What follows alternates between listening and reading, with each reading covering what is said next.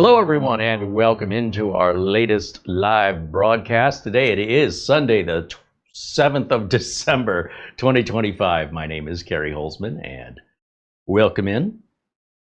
I see a lot of familiar names joining us in the chat already. Good to see everyone in there. And super shout out and thank you to our good friends at VIP-URCDKEys. Where do I go to get my legal Windows and Microsoft Office licenses? I go to VIP-URCDKEys, and I pay the same price you pay, and I use my own coupon code right there. I punch in my coupon code, I get 25% off that price, and then I put the activation code in the Office or Windows product that I receive an email after I pay, and it's all one and done. I don't have to call Microsoft or do anything sketchy. And if I have any problems, they have support for the first 6 months after purchase. So you have peace of mind that you're not going to get scammed with sellers that are unscrupulous, that'll take your money or abandon you or sell you stolen product or sell you the wrong product and then say too bad. There's a lot of those online. So I'm just trying to steer you to one I know is good that I use myself. And if you want to save 25%, you can optionally use the coupon code of Carey at checkout. The links for the Office and Windows products are in our video notes below today's video, and I encourage you to check those out. And we've been working with this company now we're going on 3 years, I want to say. And don't feel pressured to have to go and buy a license until you need it, because you have 6 months of support. If you buy the license today and you don't use it for 7 or 8 months, should you have a problem, I'm not saying they're not going to help you, but that's kind of a scammer warning that you're trying to scam them. In the same time, you're trying to watch out for scammers too. It's very important that if we do everything with this in mind, that you don't want to get scammed, they don't want to get scammed, then you won't buy something and then months later say, oh yeah, you know, I never used this. It's not that you can't do that. It's just going to make it a little bit more of a, oh, how can I phrase this?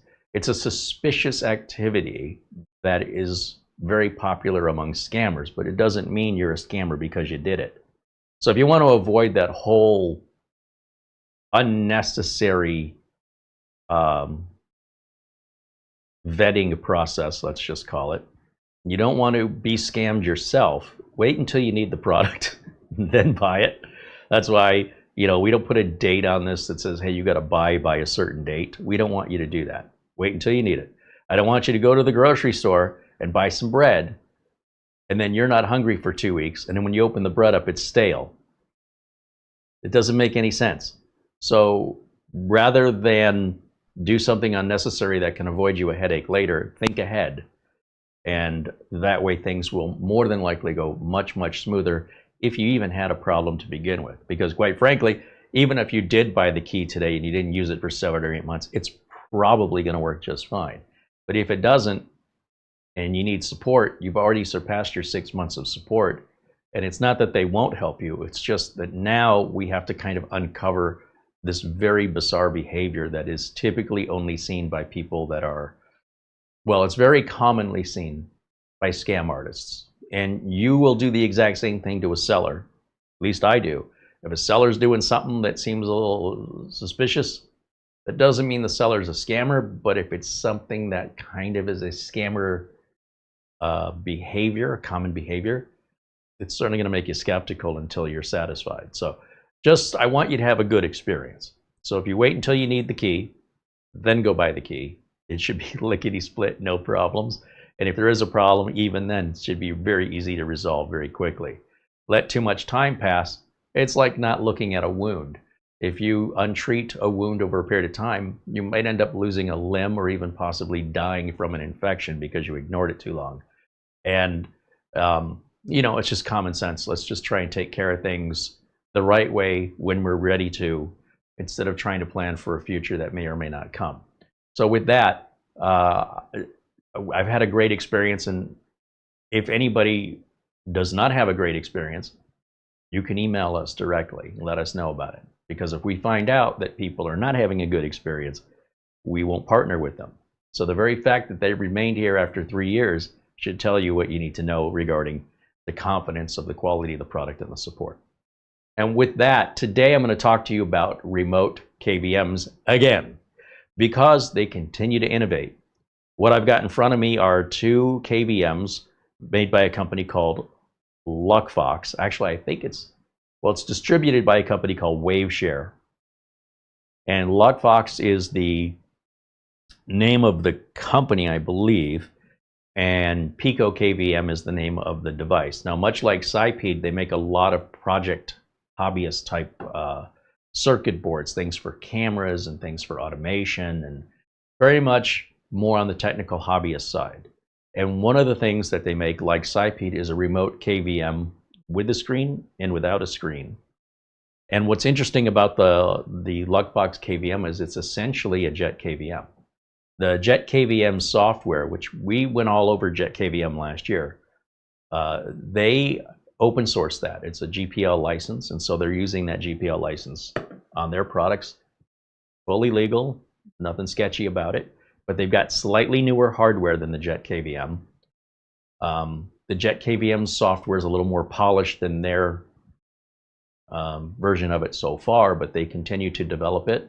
So again, we're in early on this. These KVMs of this type of size and this nature, they haven't been out very long. And so they're constantly being updated both in hardware and in software. If you're looking for a polished product, you want it already done and ready to go, I would say probably still wait another year or two.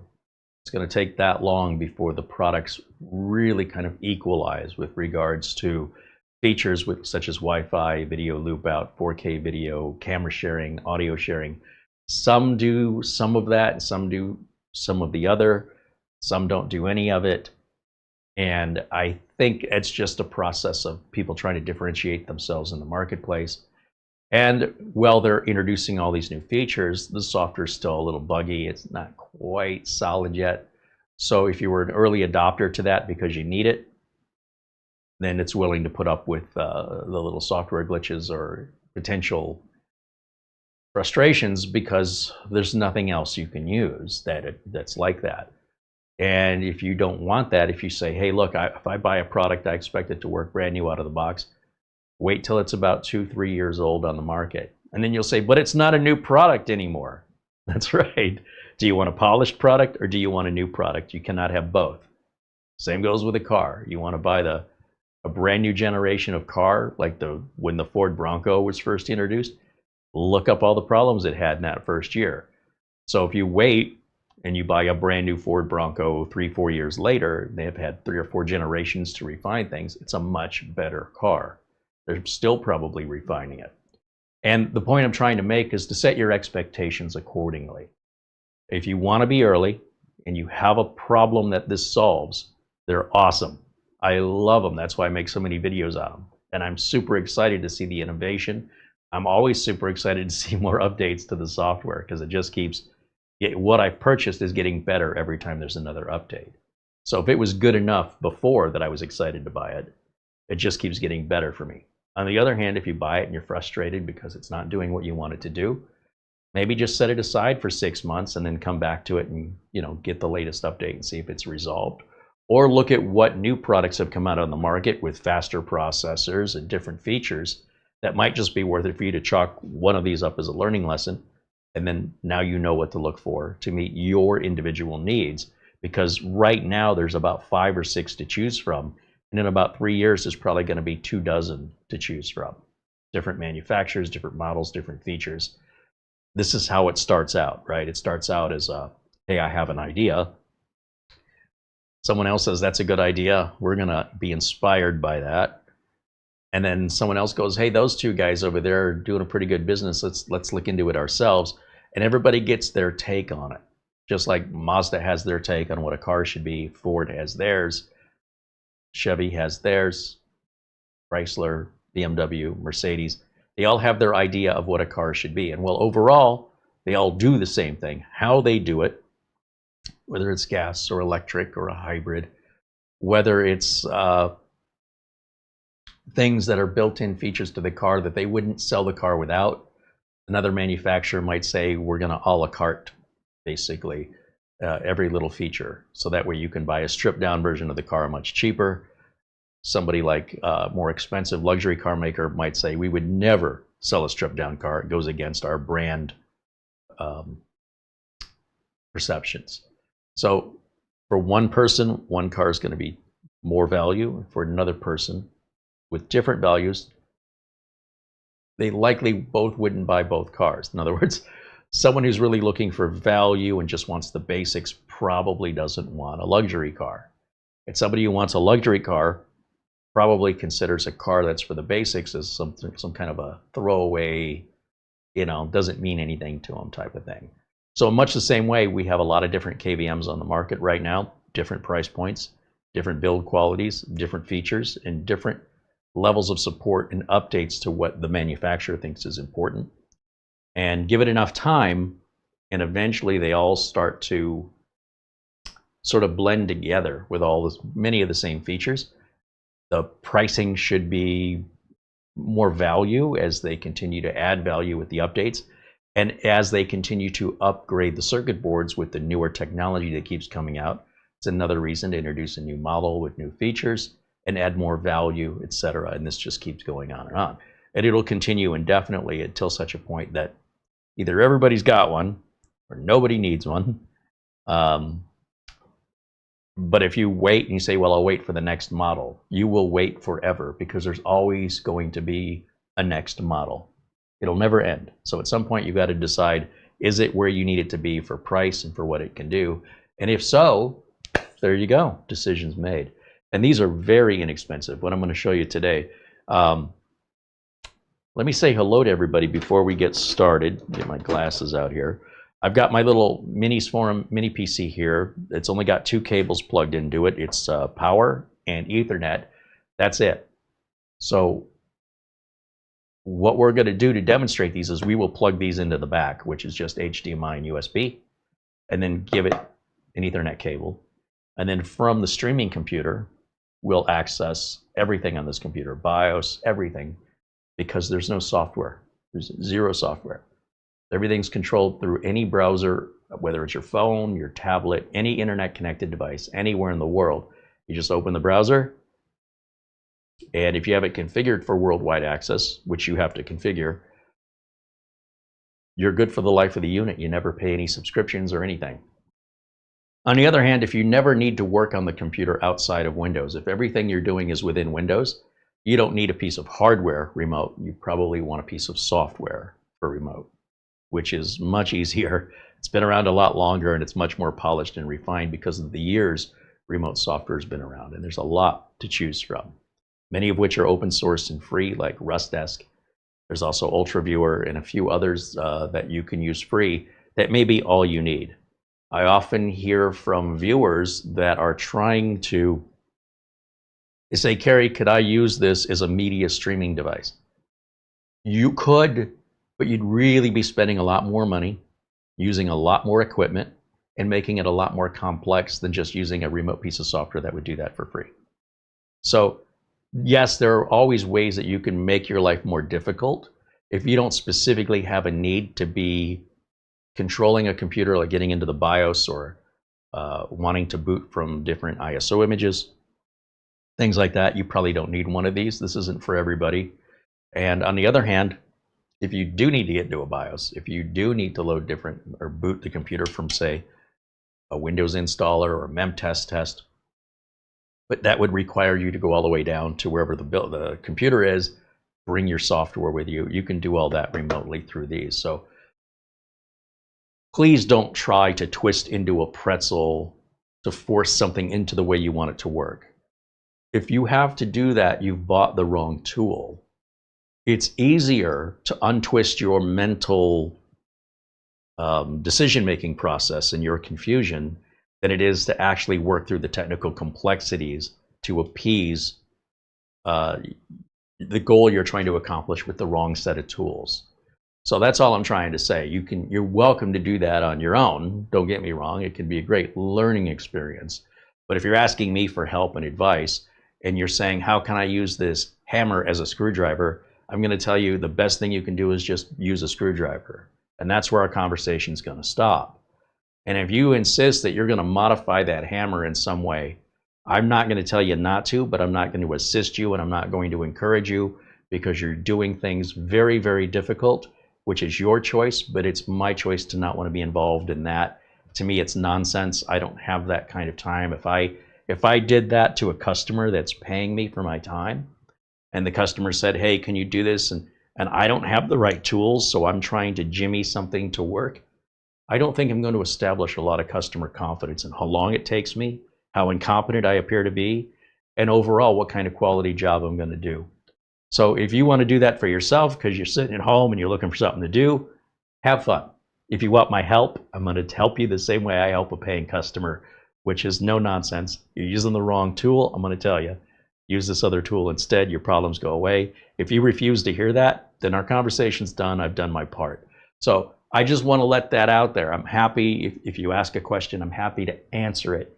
But if it wasn't the answer you were looking for, there's nothing more I can do unless I've misunderstood your question. All right?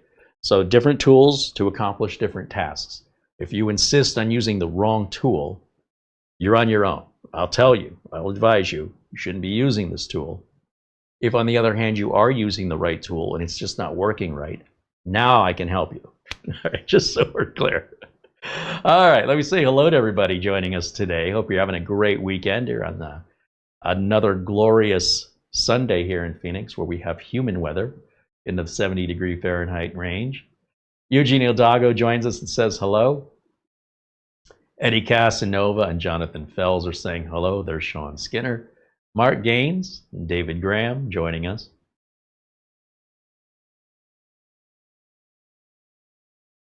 Dustin Fuller and Scott say hello. 3D Everything and Andy W6AD joining us from San Diego County.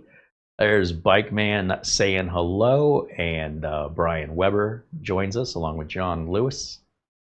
And Jeremy Norman says hello. Welcome in. Computer Repair Academy says hello here in our chat room along with Doman 2000. Of course, our channel administrator Marlena hanging out with us here in the chat. She's the one that sets up all of our custom-made thumbnails that she does, along with the video descriptions, and handles the emails that come in for the most part. If most of the questions, if you guys email us, she can answer, and then if there's any that are something I need to be involved in, she includes me in on that. That way people are getting responses to their emails much faster because of her help with that. So if you have any questions for us or suggestions, you can always send us an email. Our email address right here on the bottom of the screen is how you can reach us.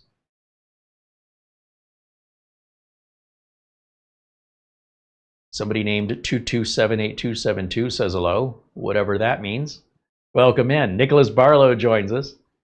Gulu8899 renews membership, now a member for 36 months. There's Paul Connolly from Australia, Edward Base, or is it Bass? Dave Leonard, Ken Jung, and personal friend of mine, Ron Hilliard, joins us in the chat room. Good to see you, Ron. Luke Greenia from Vermont saying hello.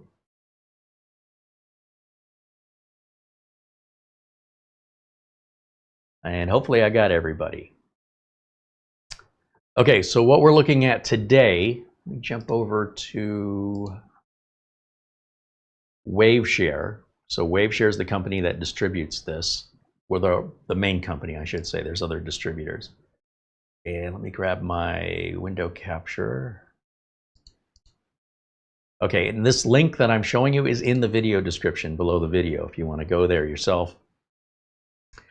Now this is the Luckfox Pico KVM. It's only going to support 1080, right? This is not a 4K KVM. This is not video pass-through. This is not Wi-Fi. We're going to see more and more of those features in the future, but for right now, none of that's been publicly released. And when they are publicly released, they're going to be pretty unpolished, I'm just going to tell you. So what's available now that's highly usable, that's had much more time to mature are these 1080 version that don't have video pass-throughs. And you'll see this is a very affordable KVM. You're looking at what it says, $38.99 to $61.99. So why is there a price range difference? Well, if we look at the Amazon page for the same product, for some reason this doesn't show it's available. I have to check that out. This is usually, well, here's one up here. This is under $70, right, on Amazon, and this one's coming with a few accessories that I did not order. But they sell a bare bones version of this, which means there's no case for it and there's no screen. And it's very similar to Cypede, how they make the Nano KVM and the Nano KVM Lite. The Lite version has no case and no screen, but it also doesn't come with a memory card or any cables. It's very, very bare bones. If you're somebody who likes projects and you like putting things together, or you just want to save some money and you want the cheapest thing to get the job done, the Lite versions of these are more of the project boxes for more technically comfortable people. If you want something more plug and play out of the box, you're obviously going to want the screen for information. Technical people can pull the information another way that the screen would display. And you have that nice metal case around it versus a technical person might 3D print their own custom case. All right, so choose whichever you prefer. They both work exactly the same. It's just how they look and what features they have. The feature of having a case, yes, a case is a feature. Case of having a screen, the screen is a feature. The case and the screen cost money. Hence, if you want the case and the screen, you're looking at $66. If you don't want the case or screen, nearly half price. Now, when I ordered my version of what I call the naked Pico KVM, I ordered that nearly 6 weeks ago. That was the longest I've waited for a product to come in. However, I'm in no hurry for it, and I just said, hey, whenever it arrives, I'll make a video on it. In the meantime, I ordered several of the regular Luckfox KVMs, Pico KVMs from Waveshare, and those regularly came in about 10 days after I ordered them. They all ship from China, and they might actually have these in stock at Amazon now. You can tell usually by the delivery day. If it's going to tell you it's 2 weeks, it's shipping from overseas. If it's going to tell you it's 1 or 2 days, it's coming from an Amazon warehouse. So just because it may ship from overseas now doesn't mean that they're not going to be supplying the Amazon warehouse in the future. So just because it's a certain way, it works the other way too, by the way, that it's always important you check at the time of ordering or prior to ordering what your estimated delivery time is, because often that's reflected in the price too. You might find one a little bit less expensive, but it might say it takes 4 to 6 weeks. You might find one that's a little bit more money that ships in 2 days. Okay, so that's why that exists. Now over here, there's a separate Amazon page just for this KVM, and again, it looks like it's been removed from the purchase page at the Waveshare store, but other sellers do sell them. And I have not yet taken this out of the box, so I just got this the other day, and I'm very curious how we're going to find it on our network without the screen to tell us, but I think it still has the PicoKVM.local MDNS name built into it. We'll find out together. The way that you're going to pull up any documentation for this is at their wiki page, wiki.luckfox.com. Neither of these come with any documentation. But the good thing about getting your documentation online is that this gets updated. So you're getting the latest and greatest updates to the documentation. And printed documentation is usually out of date. That's why people say, why does the documentation say there's a memory limit on this motherboard?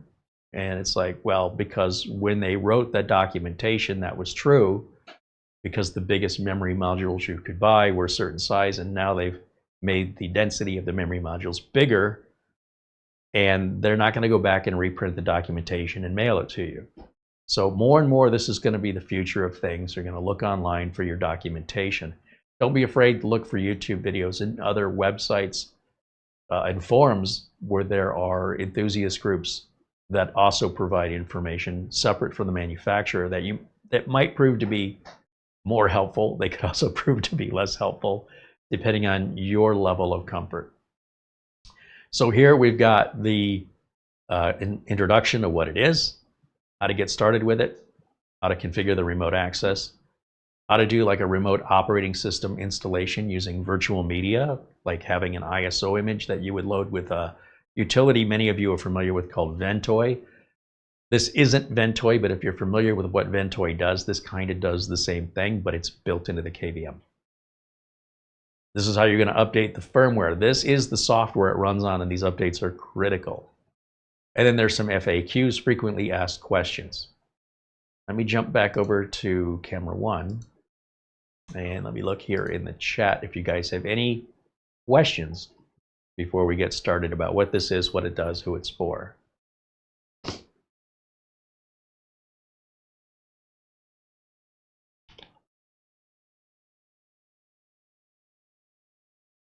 A shout out to our friend Buster, who sends us an Amazon gift card in lieu of Super Chat. And he does that because he knows YouTube takes 30% of any money that's transacted through YouTube. Super Chats, membership money, they take 1/3 of it. And then they hold on to it for 30 to 60 days before they release it to me. Amazon takes 0 of an Amazon gift card and release it to me within minutes of you sending it. So we get more of, if you send me $10, well, let's say you send me $9, basically Amazon, YouTube is going to take $3, make me wait 30 to 60 days to give me the $6 that's left.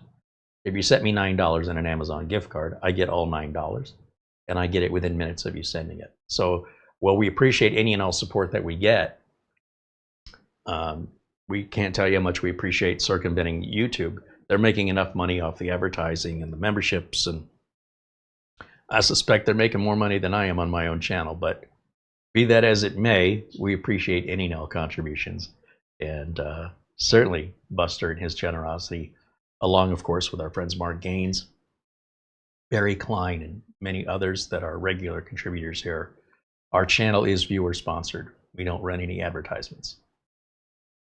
Paul Vircher joins us and says hello. There's Jim Kenny saying hello in the chat. If you're watching us live, please join us in our chat room. Pop in and say hello. You don't have to say anything special. You don't have to say any secret password. All you have to do is be a nice person. There's nothing that's not nice about simply saying hello. And if that's all you do is say hello, just watch how the chat room responds to you. And if you feel like responding to that, well, there you go. And that's how it all starts. So we'd love to have you in there. If you're watching live right now, join us in our chat. Plenty of room. Let me see, back over here. Okay, so the regular Luckfox KVM, the one with the case and the screen, it ships in this generic white box with no manufacturer name on it, no instructions, no cabling. It's just like, here you go. I hope you know what you bought. The one I was waiting for was that naked version, the cheap version. And look, it's a nice labeled menu. It's got name on it. It's got a barcode.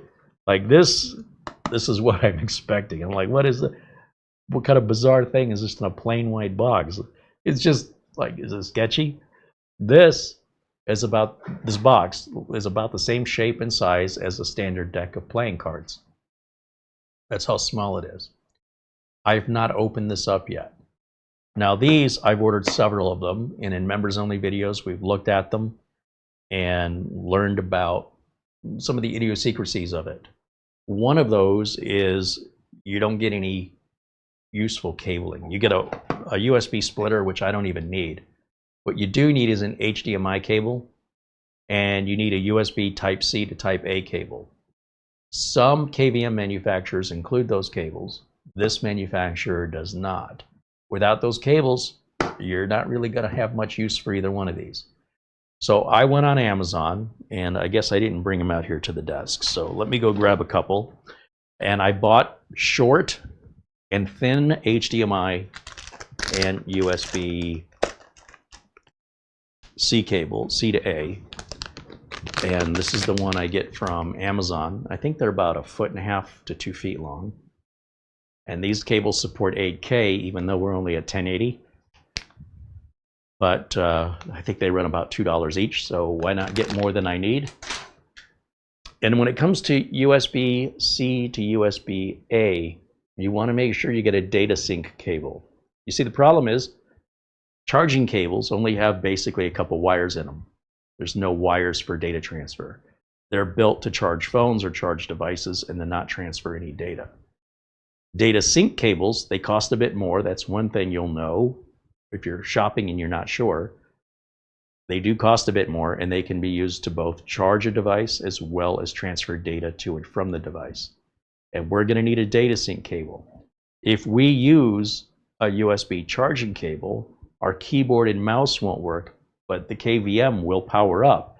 You just won't have any control over the keyboard and mouse to your remote machine that the other end of this cable is plugged into, because you're using a charging cable. So be aware of that. And when you start adding in the cost of buying the extra cables, suddenly these don't seem as competitively priced compared to their competitors that do include the cables. On the other hand, you don't have any control over the quality of the cables the manufacturer includes. So if they're giving you these really thick HDMI cables, like I don't use these, but the Nano KVM ships with a cable that looks like this, and it's very thick, which makes it heavy and inflexible. It's also quite a bit longer than I really would want it to be, but it's included with the device. Even when this is included, I still don't use it, and I still buy, but this is a preference. This isn't because I have to. I will still replace it with one of these thinner HDMI cables because it's shorter. It's not so much cable to get tangled. And usually when I'm using these, they're being placed right next to the computer I want to control, because why wouldn't I? And they sell these in bulk, so you can buy just one for a certain price per unit, or you can buy 4 or 8 or 12. And as you buy more of them in one purchase, the price per unit goes down. And that's all it is, just a standard HDMI to HDMI cable. They put little dust jackets on it, which I don't understand when it's in a package. Why, if that package isn't protecting it for dust, it's just how sensitive are these ends anyway? I don't know why they do that, but that's just what the cable manufacturers do. And same with our USB type A to type C cable. One of the things I like about these is it has a fabric sleeve. It's kind of probably impossible to tell on camera, but it makes, do you notice when I set this cable down how it's kind of fixed into this shape? And the thicker the cable is, the more difficult it is to kind of put it into the shape you want it. When it's thin, it has this fabric coating. It gives it a lot more flexibility, and it's less likely to try and fight you on its shape, or it gets twisted and things like that. So for me, it's a personal preference. I prefer these really nice thin fabric cables. This one doesn't have the fabric, but it is a thin cable, so it's the next best thing. And to me, that's 10 times better than the included cables on the competitor's KVM. Let's get close up here. Jump over to camera 2. This is your regular Luckfox Pico KVM, and as you can see, no instructions, no documentation, not even a company name. Just a generic black box and a USB-C splitter. I don't use these, I don't need them. You might, but I don't. So the cables I need, they don't include.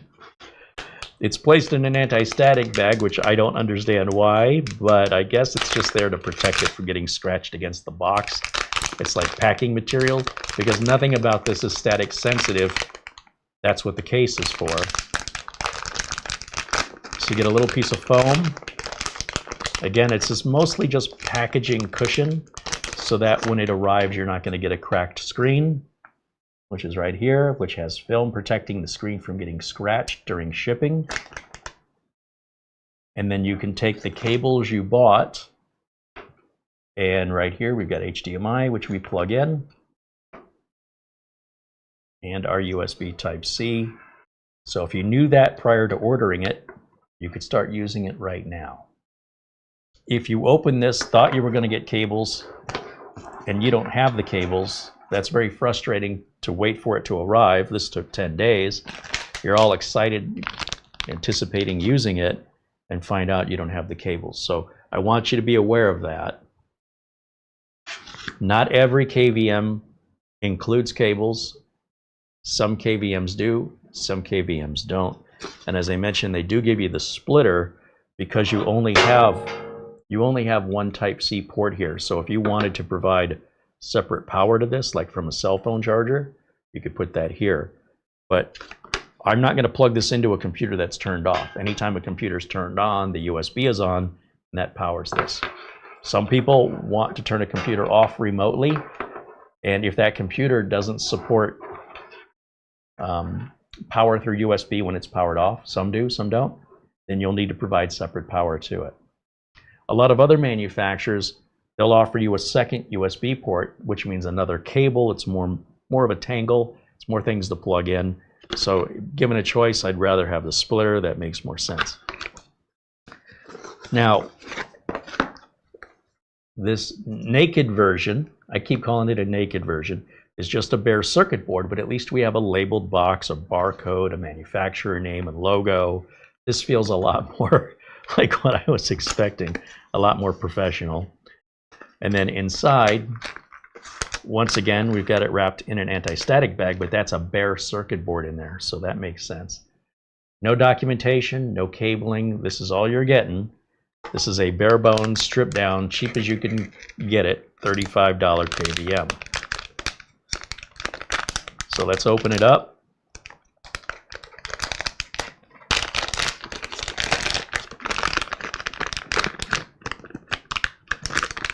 Here we go. This is what's inside of here, only without the screen or the case. So if I unplug these cables, I'll show you how everything just aligns perfectly.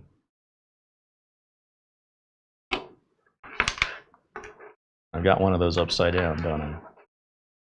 You see how the stiffer cable, you see how I'm struggling with this? Because it's still, even as thin as it is, it wants to walk itself off the table, whereas the fabric cable, it just lays wherever I put it.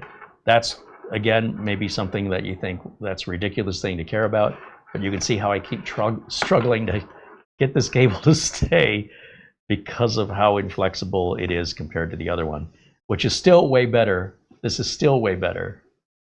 Then, you know, the thicker the cable is, the more of a struggle it's going to be to get it where you want it to go. So anyway, this is our fully built out version. And this is interesting because, at least to me it is, looking at the way it's designed. Now, of course, we could take the screws out of the bottom of this and then pull this out. That's in here. Go back over to camera one. Let me show you this.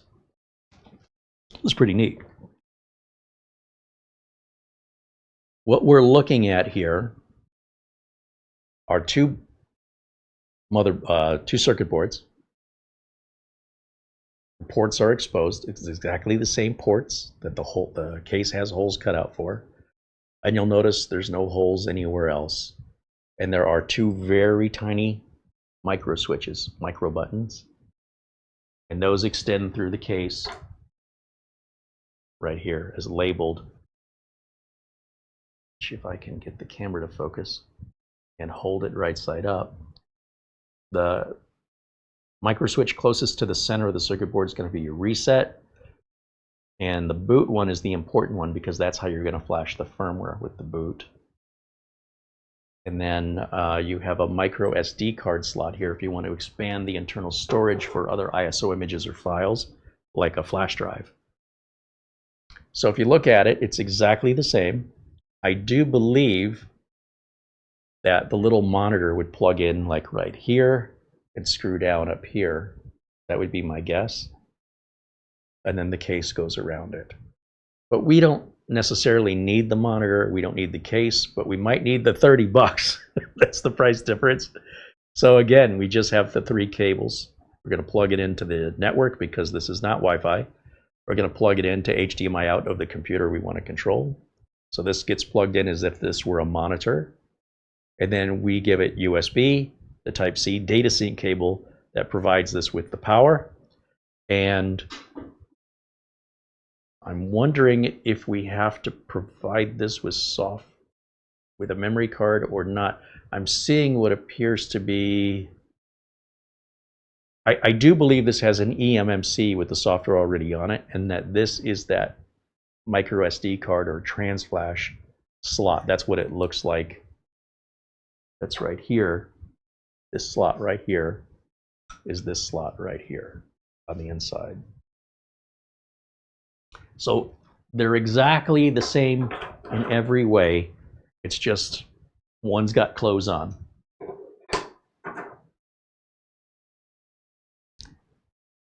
Now, this is a pretty new KVM, and as a result, they're doing things in a way that I'm not familiar with from other manufacturers, the way they've released these.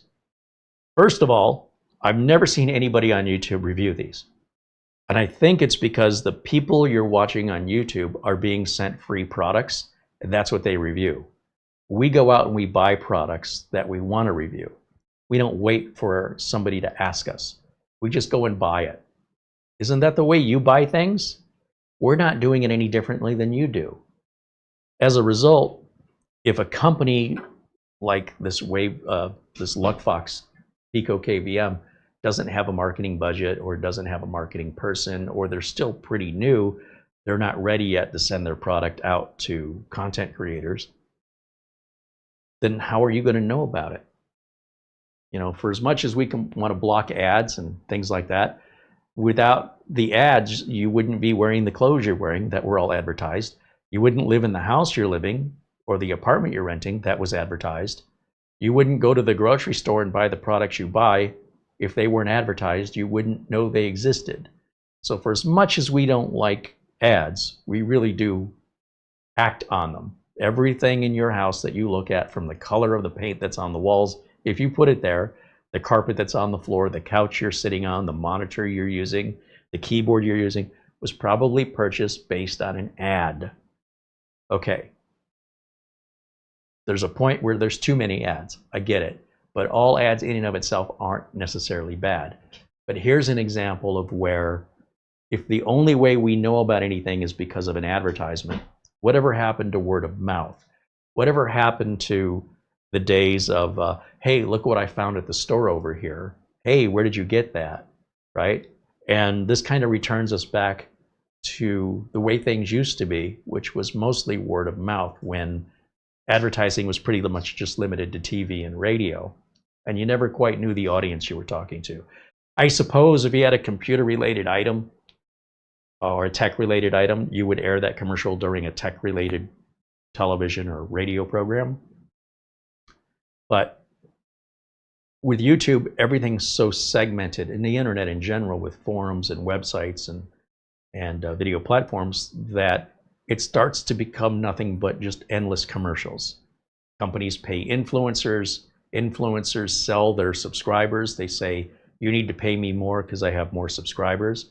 So they're selling you in exchange to get paid to promote a commercial to you. Great deal, right? I don't know if you're aware that's what's happening, but that pretty much is probably 90% of the content on YouTube is all paid advertisements. They might be disguised as reviews, but if they're not buying the product themselves and not having any sort of communication with the manufacturer or the seller that could bias them, I would say that's a commercial. It's at least product placement.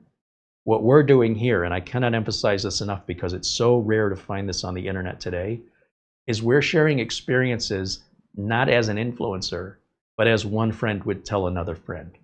Hey, look what I found at Walmart the other day. They're not getting paid to tell you that. They found something, they thought it was cool, they thought it was a good price. They want you to know about it because they just learned about it. And they think, geez, if I didn't know about it, maybe you didn't know about it, and you like the things I like. They don't get paid to tell you, and they don't get a commission if you buy. Well, much of that's the same here. So I hope you appreciate the uniqueness of this channel.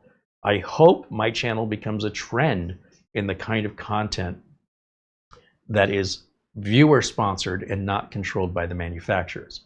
Needless to say, we have no communication with Waveshare outside of a receipt of purchase. They've given us no information. We're pretty much just like anybody else buying a product that arrives like this. We're going to figure it out. The difference is that I'm in the industry, so I can probably figure it out more intuitively because it's more familiar to me than just say any old, person buying this off Amazon. I've seen people buy things off Amazon and they complain they don't even know what they bought. I don't even know why they bought it, but at least I can tell you how to use it, what to expect. I can fill that gap. But what I can't do is tell you if that's of any use to you. That's for you to decide. But I can explain to you what it is. I can show you how it works and how to use it. But what I can't do is tell you if that's... I can show you a bicycle, but it doesn't mean you're going to ride a bicycle or that you were finding a bicycle of any use, right? So that's why this isn't a commercial. I'm not twisting your arm and saying, hey, you got to get this right now. It's on sale. It's going to sell out. There's no arm twisting or high pressure here. I think it's cool. And since you guys seem to like a lot of the things I like, this excites me and I'd like to share that enthusiasm with you. That's all we're doing today. Now, we have reviewed this. I know we did this on a members only video. And now I know how this works and what to expect from it, right? I know it's in a generic white box. I know there's no instructions. I know where to go to get the instructions. We've got all those links in the video notes, so you don't have to go through that process of discovery like I did. We know we have to buy the cables, that it didn't include that. And we also know that this ships with a factory image that is not ready for prime time. So out of the box, one of the first things you need to do with this brand in its current state is you need to download the latest software. Now, it will work with the factory image, but it's limited and it's a little wonky.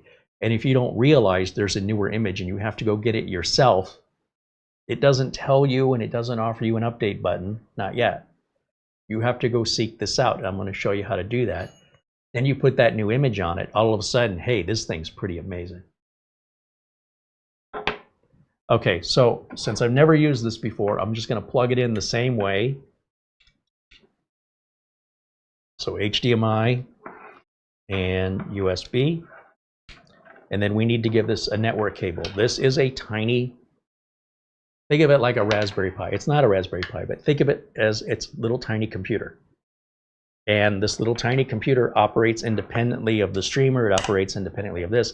That's why we're not using any software. We're just connecting to this computer that doesn't require any software. It's got the software in it. And then we just want to update that software to make sure we have all the latest functionality, compatibility, and performance and security out of this. Okay, so Ethernet cable is right here. So again, I wouldn't plug this one in any differently. It's exactly the same thing, just without the case, without the screen. But the screen tells you the IP address and how to reach it. So how are we going to find this on our network? Well, I suspect they've given it a generic name of Pico KVM and we can find it by name, but I don't know. We're going to find out together. So I'm going to go ahead and plug this in over here to any USB port.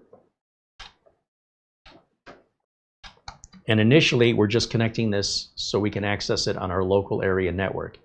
If we want to connect to this from other locations, we have to set that up in the software after we've connected locally.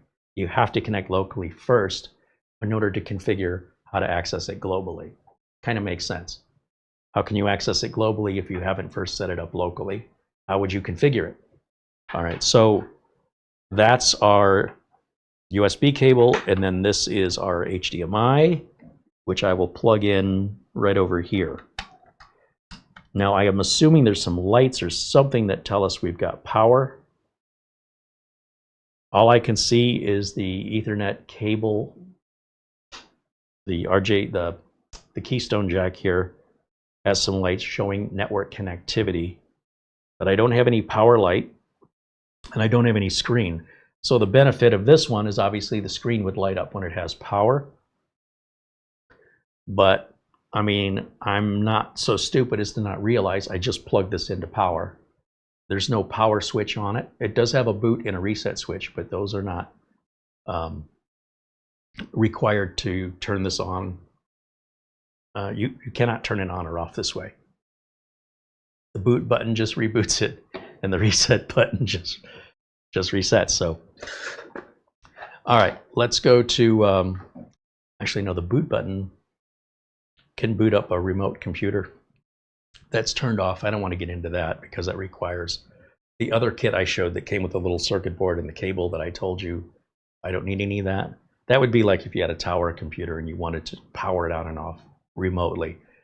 Something like this or a laptop, you can't do that because you can't hook into the power switch and such. So because that's so conditional and it's such a unique niche thing, I'm not going to get into it in today's video.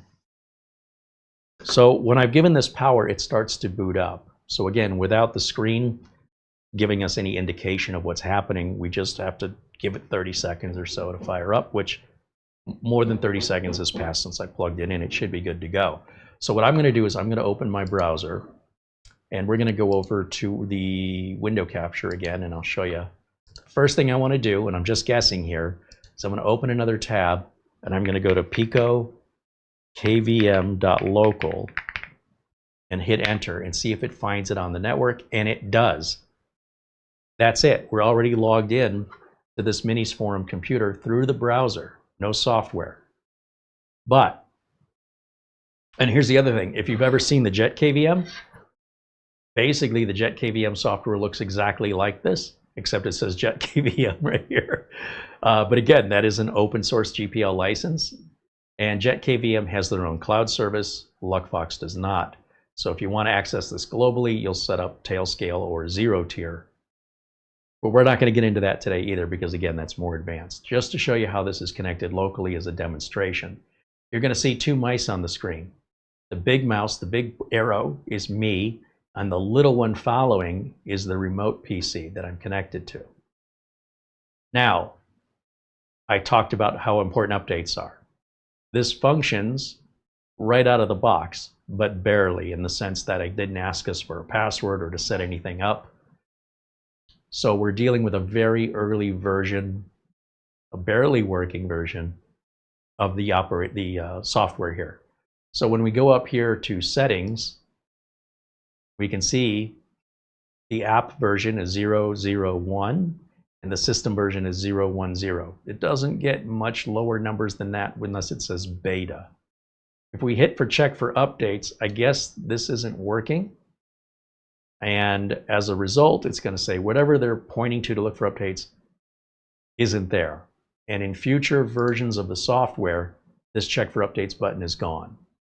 With Jet KVM, it's a little bit more consumer friendly in that the check for updates button is all you need to do. This one is going to require a little bit more technical savvy, but once I show you, it's not a big deal. I do believe they will come out with a version that adds the check for updates button back and it will work. They're just not there yet. I don't want to show you a product that's 2 years old and say, look at this new product. And several of you are going to go, this product's been out 2 years. We've seen this before. So by being early and showing it to you first, we're seeing it the way that it's currently shipping, right? Which is just with a barely working system. The system itself is what's the operating system that loads it, and then the app is this thing that we're looking at on the screen. So usually once you have the latest operating system on it, it's just the app typically that gets updated. If you don't want to work in a little window like this, you can hit the full screen button, and now it's as if we're sitting and controlling that little Minis Forum PC directly. You say, well, what happens if I want to get back to my browser? You can go right to the middle of the screen and push the arrow all the way up. You'll get an X, hit that, brings you back down into your browser where you can have all these different tabs and still be connected. And you can connect to as many of these as you have. You're not just limited to one, but it is one remote PC per unit. So if you want 10 of these, you obviously couldn't give them all the same name. You'd have to, you know, maybe label them differently, give them different names, or it won't know which one you're trying to communicate with. But because we only have one, at a time. Just using the basic PicoKVM.local name is fine. So the first thing that I want to do now that I have this is I want to update it.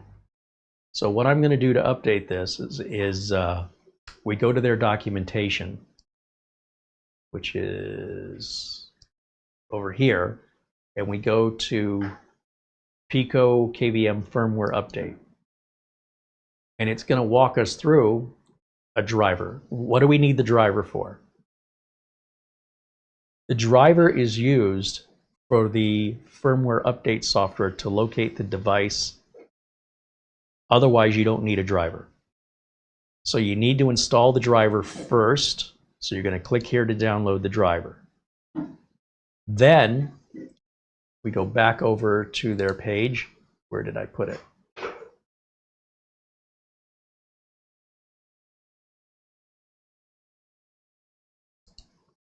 Scroll down, and it wants you to download the latest image. That's the firmware itself. The firmware says it's a Google Drive link, and we click on that. That's going to open Google Drive. And this is where you're going to check for updates. In this folder called firmware, we double click, and we can see an image that's 0.1.2. That means there was a 0.1.1 because we have 0.1.0 and a 0.1.2. That's how new this is. There's only been 2 updates.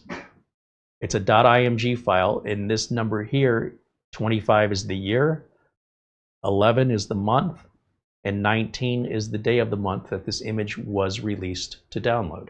So they came out with this on November 19th of 2025. If I bookmark this site and come and check it regularly, I can see if it becomes 0.1.3 or 0.1.4, any number bigger than this 2. And then I can also look at the date for anything that would, at this point, at least be a number 12 here in the middle. That's how I know there's been an update. If you don't know how to read the date, just look at the date modified. It'll match, should match, 11/19, 11/19. It's just displayed 2 different ways. To download that, we just click on the file we want and hit the download button. And this is a 500 meg download. It says, hey, this thing's too big for me to scan. That's fine, it's a safe download. And hopefully you're running antivirus or something anyway. So if we go back now, that's the second thing. Then the last thing we have to do is the software that's used to transfer the image onto this device is the third piece of software we have to download. And this will tell you how to do it in different operating systems. I'm going to show you in Windows because we all use Windows. Anybody watching this channel should be a Windows user because that's what we're all about here. But if you see these long instructions, it's like, well, you know, here's how you do it with this OS, here's how you do it with that OS. We're going to ignore all of that information as we would ignore information written in other languages. I'm not reading the Chinese or Italian versions of the instructions. I just need the English instructions. And they're the same instructions published again and again in different languages. Well, publishing the instructions for different operating systems is the equivalent of that. So if we go back up to this final step, we've downloaded the image. Now it says to flash the image, we need this SoC toolkit. This is all free. It's all safe. So where do we get that from? Download and extract the SoC toolkit flashing tool. Click here to download. Now keep in mind, I'm doing all of this on the streaming computer. I should be doing this on this little mini PC over here because that's what I've got the device connected to. So I'm probably going to just re-download these again. But these are the 3 things you need. And we've already downloaded them all. They're not that big of a deal. 35 megs on this, 514 megs on that, and less than 10 megs. What I learned the hard way is after installing the driver assistant, you must reboot the computer. You have to. Then I would install the SoC toolkit, and then I would plug in the Luckfox and follow the directions from this point forward. So let's do that now. Let me jump back over to the Pico KVM right over here. Okay, let me go full screen and let me just repeat this now on the mini PC. I should not have done it on the streaming PC, but that's my mistake. So we're just going to do it again because I screwed up here. So we're looking at wiki, oops, there it is, .pico KVM. Is that what it was? .com? Was that the website? No. Hold on a minute. Let me go back over to the browser tab, which was, oh, it's wiki.luckfox.com. Okay. So the other thing I can do, I could highlight this, right-click, go to copy. Now I can't just paste into a browser like this, but what I can do is I can go to this link right up here, hit paste text. It says, what do I want to paste? Then I hit Control V in this little window and then send that. Then hit enter, and that should take us right to the page I was looking for. I could have also just looked at the video description and clicked the link there, but I'm giving you different, like I'm trying to show you how this works from different angles. So let's do the same thing. We're going to click here to download the driver. So the driver's downloading. Then we're going to come down here. We're going to download the image. Right? Open up the folder, click on the image, and actually I could probably right-click and select download. That way is another way that you can download it. The right mouse button, download anyway. And then again, we're going to grab the image tool, the image software tool. And that is right here. It says click here to download. First thing I want to do is I want to open this driver assistant and I want to extract these files. And I want to install this. And there's probably, yeah, an install right there. Double click on that. It says, I don't know what this is. Could be legit, maybe not. I know it's legit, so this is just there for your protection. I hit run anyway, agree to the end user or the user account control, install the driver. This only takes a minute. And the unit does not have to be plugged into the computer. The Pico KVM does not need to be plugged in at this time, except that I'm accessing it right now, so I have to have it plugged in. So that installs the driver. With the driver installed, in order for that driver to take effect, I'm going to close everything out here. And I'm going to reboot this computer. And you'll notice when I reboot it, in the browser window, remember, we're on the streaming computer with all these tabs open. And we're going through the browser, into the Pico KVM, and seeing the video output of this little mini PC. As a result, when the mini PC shuts down, we lose the video signal. And when the mini PC turns back on, I mean, this should basically just emulate our monitor. We should see the Minis Forum logo. We can get into the BIOS, everything as though we were connected directly to the Minis Forum. This is even true when we're connecting after we have it configured globally. So this thing could be anywhere in the world. And I could be on my phone or a tablet or an Apple device or a Linux device. OS doesn't matter. Nothing matters. As long as it's keyboard, mouse, and video output, that's all we're sending, that's all we're capturing. Anything else doesn't matter because there's no software involved. So with the driver installed, the next thing it wanted us to do was to install the firmware software, the software we use to flash the firmware. So we go back to downloads. We're going to find that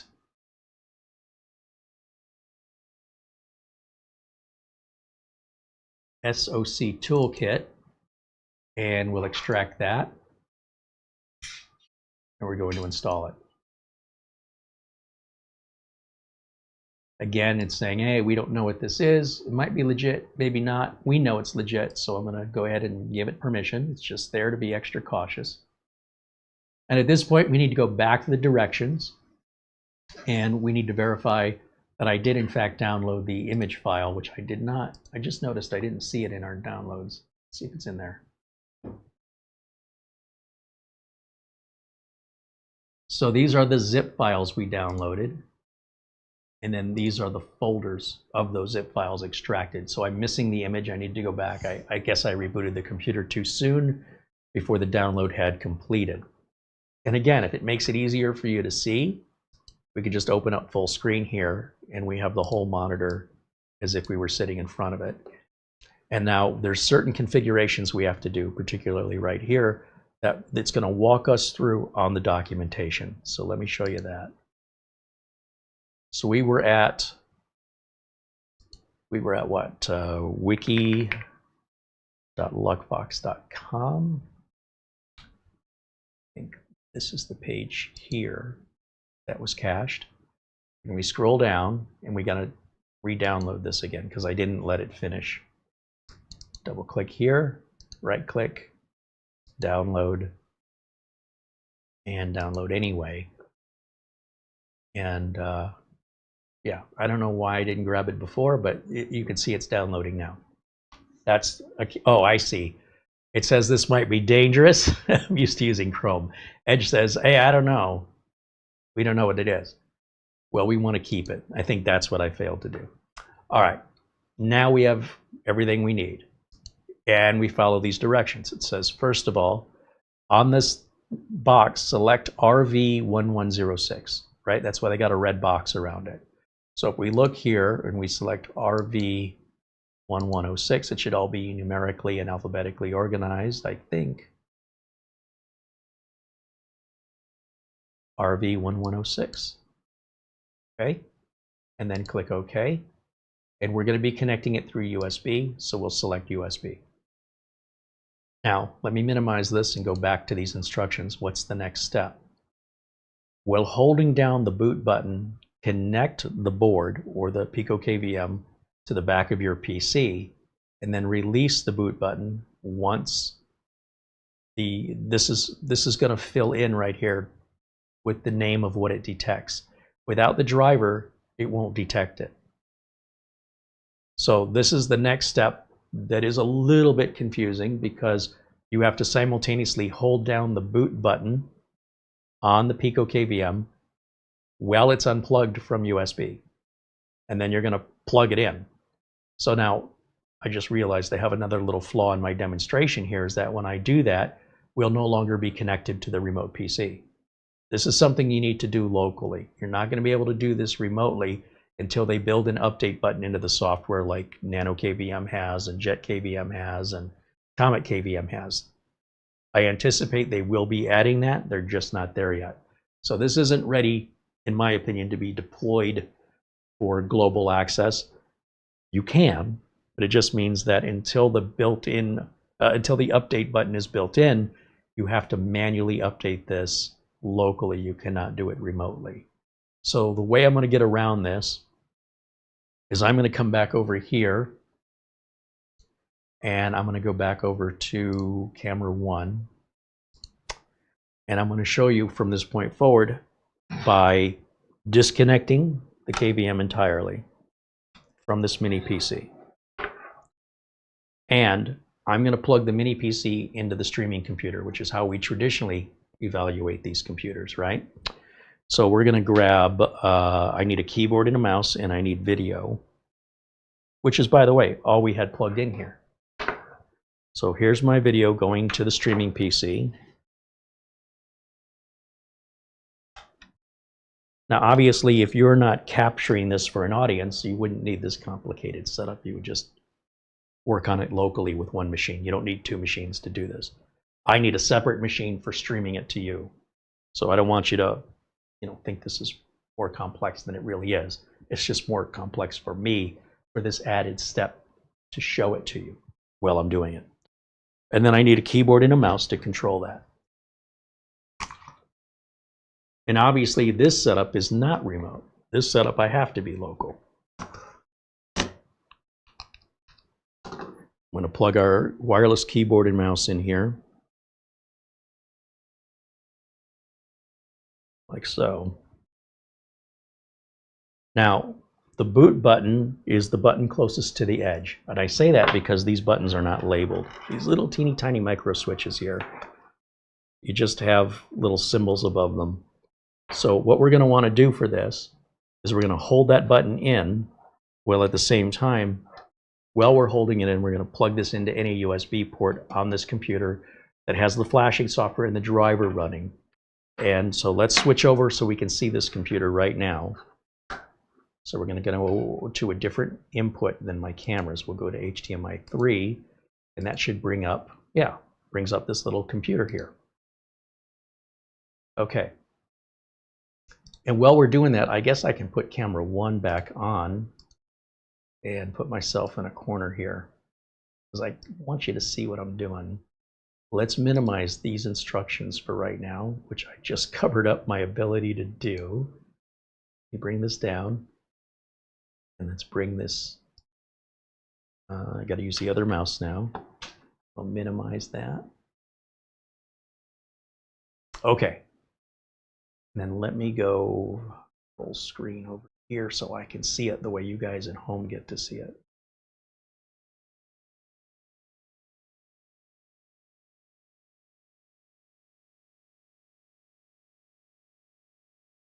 Okay, now I see it the way you guys see it. So I've gotten rid of those directions right now because I don't want to clutter the screen. I want you to watch the steps clearly. So this is where we were, right? We selected USB, we selected the RV006, and now it's just sitting and waiting for something to happen. So what I'm going to do is I'm going to move this over a little bit so the video doesn't get in the way, that my camera of me doesn't get in the way. Let's just move it up here. That way I hope you can see both me and in the screen. And I don't need this HDMI cable. All I need is the USB cable. I'm going to hold the boot button in, and I'm going to pick any USB port here and plug this in. And where I want you to pay attention as I do this, I want you to look up here in this empty window, that it should autofill with what it auto detects from the driver that we just installed and rebooted from. So holding the button in with one hand, plugging in the USB with another hand. Give it a second.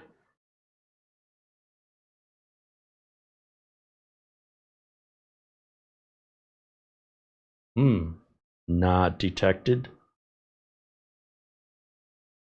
So let me let go of the button. Let me unplug it. Not sure what just happened with my video signal. We're going to try this one more time. Practice makes perfect.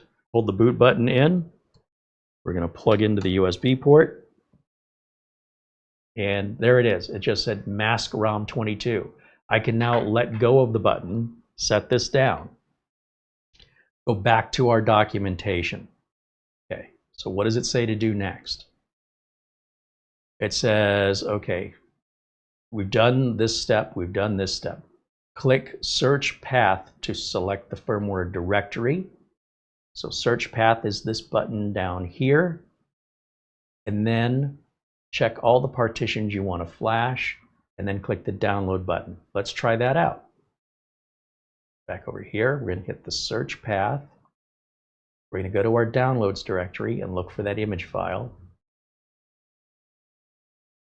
It's not there. So apparently it just wants the name of the folder. So that's the name of the folder right there. And then we want firmware. And there's our image file in the downloads directory. And hit open. I think if we just check this box right here, that will... I'm not sure where it's showing partitions.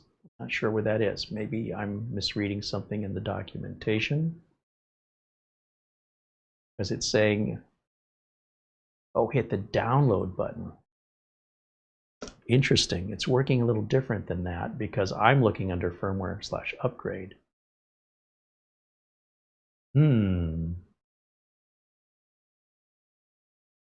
Okay, thank you. I was telling him we have email, but let's try and not be distracted from this. We'll get to that after.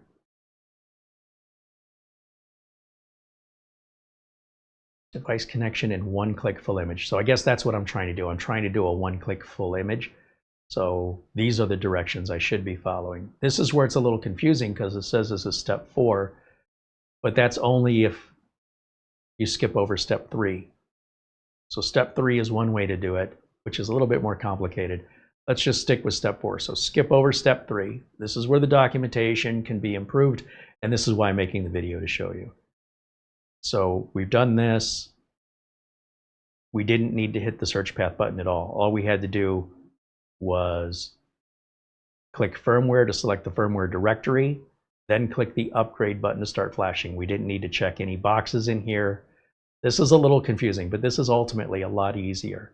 So if we come back over to the app, I don't think it hurts that I've checked anything here, but we've already done the firmware button. Now if we hit upgrade, we should see a bunch of process displayed here where it downloads the image onto the Pico KVM computer through the USB port and puts the new software or firmware, whatever you want to call it, on it, which is going to look a little bit different, mostly the same.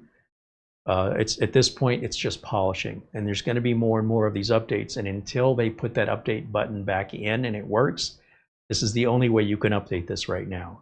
For some of you, that's a big turnoff. Give it time. They'll get there. For others, this is no big deal. They don't mind doing it. I don't mind. And the last update was 3 weeks ago, so it's not like you're doing this every other day. Now it says upgrade Luckfox KVM OK. What this means is we're done. Again, the software could be a little more useful. This isn't really intended for the average consumer, but it's not for any lack of the device not being consumer friendly. It's that the software and the engineers, they're just not considering average home users. That's what I'm here to do. I'm here to tell you these engineers aren't that smart. You don't have to have a special education to follow the instructions, and they can't be bothered, for some reason I don't understand, to make it more consumer friendly. But if you just follow the steps I've shown you, you're done. So we can close everything out. All right, we're back to the mini PC. And what I'm going to do is I'm going to go back over to camera 1, full screen. I'm going to unplug the KVM. I'm going to unplug this computer from the streamer. I'm going to unplug this keyboard and mouse because I don't need them anymore. And let's get these out of the way.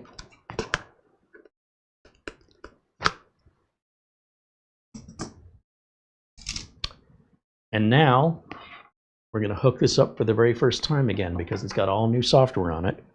So we're going to go, there's no order of events. I'm going to plug in USB and HDMI. If I plug in HDMI first and USB second or the other way around, doesn't matter. It's just whichever cable I have in my hand. Okay, this thing will boot up with its new software and its new app. And so when we go to access it now, we're going to go back over to the browser here. So let me jump over there. Okay. And let me refresh the page and see if it finds it again. Now we're getting a proper startup where it's asking us if we want to password protect this. I don't want to password protect this on my own network. Like if I have people on my network that don't belong there, I got bigger problems.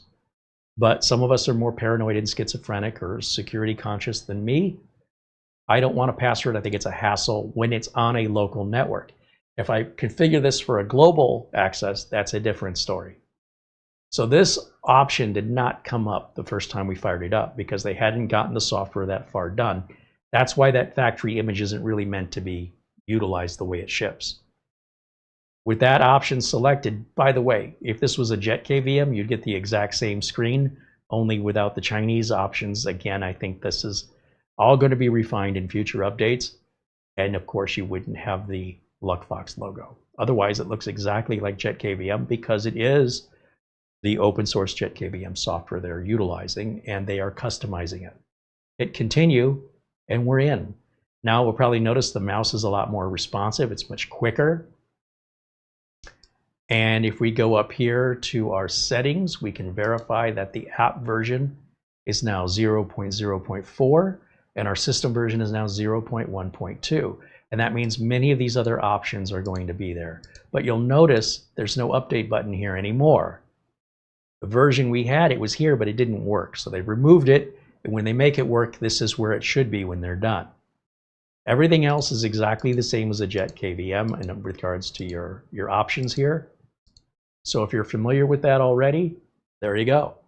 When it comes to the time zone, you type it in UTC. You have to manually type it. It's not a drop-down box. This is primarily for the screen that displays the time. Because this naked unit doesn't have a screen, I'm not sure how important this is to set, but there you go. You can configure global access here through multiple options. You have tail scale, which is free. It does say it's experimental. 0 tier, Easy Tier, VNT, Cloudflare, FRP. This is more options than I've seen in any other KVM. Some of you are going to find that the sole reason to buy this. Tailscale and Zero Tier are completely free. I'm not familiar with these other four. I mean, I've heard of Cloudflare, but apparently there are tunnel tokens. I don't know if they're free or you pay for them. Every one of these is encrypted. And you will set one of these up with a free account with Tailscale, which is a GitHub project. And you will log in with a username and password to get access to any devices you have bound to your Tailscale account, which would include the computer you're connecting from and the computer you're connecting to. Once they're bound together, there'll be an option for you to connect to, and you can have as many options as you want. As long as it's one per device, one per computer, you're good to go. You can connect to multiples all at the same time. With that, let me go back over to the KVM. You'll see much of the options haven't changed up here. It's not like these updates from one version to the next are going to change the way the interface looks in a major way. It's just polishing. It's shining it up. Yeah, there may be a new button that's added or a button that's moved. That's typical at this stage of development. And I'm really looking forward to see the pace of development on this and how far they can take it. But this works at this point no differently than the one with the case and the screen. And once this is deployed remotely, I can't see the screen anyway, so what do I care? With that, let me go back to camera one, and let's see if you have any questions for me, if I can address what's on your mind. I got a ways back to go here, so bear with me for a second as I try and get myself caught up.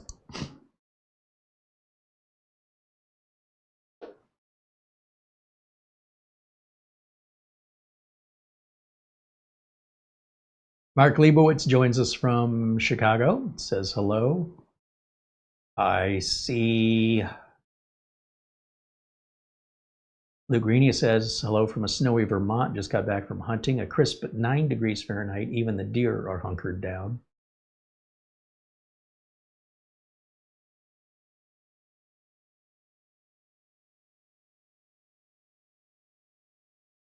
Richard DeFries joins us and says hello.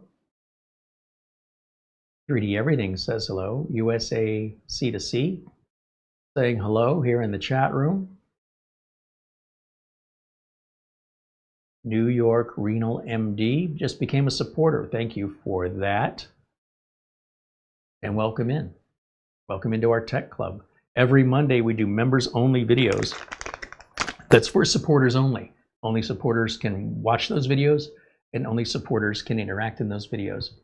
And that's just the benefit of being a supporter and my way of showing gratitude, because it's our supporters that make it possible for us to buy the equipment and continue to make these videos with as much time as we have to put into them versus going to work somewhere and earning a living. I do a little of both, but I much prefer to do this, and you guys enable me to continue that. So thank you all for being supporters.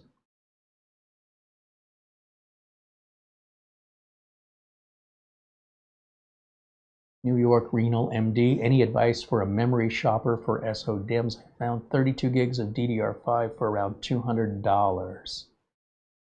Prices are going up. So whatever you're going to buy it for today is going to seem like a bargain in just 4 weeks. If I were you, I would not buy the memory that's the cheapest price. I would buy the memory that has the highest rating from a company you recognize, that you know you're going to get support from for warranty purposes, and don't worry about what it costs. Because no matter what it's costing you today, no matter how expensive you think that is, it's going to continue. It is projected. It is going to continue throughout all of 2026 and into 2027. It's just going to, price is just going to keep going up. I can't tell you what pace, but I can tell you what direction.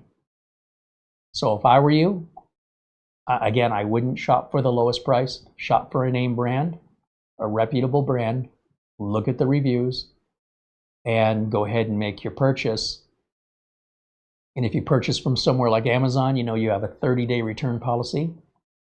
And that way, you know, you can have peace of mind that if there's any problems in those first 30 days, you can just send it back to Amazon regardless of the manufacturer. Bear in mind that 30 days goes by and you returned it and you want to buy something else, the price will probably be higher in 30 days. And expect that throughout all of 2026. Until further notice, whatever price you're seeing it at today is probably the cheapest you're going to see it for the next year.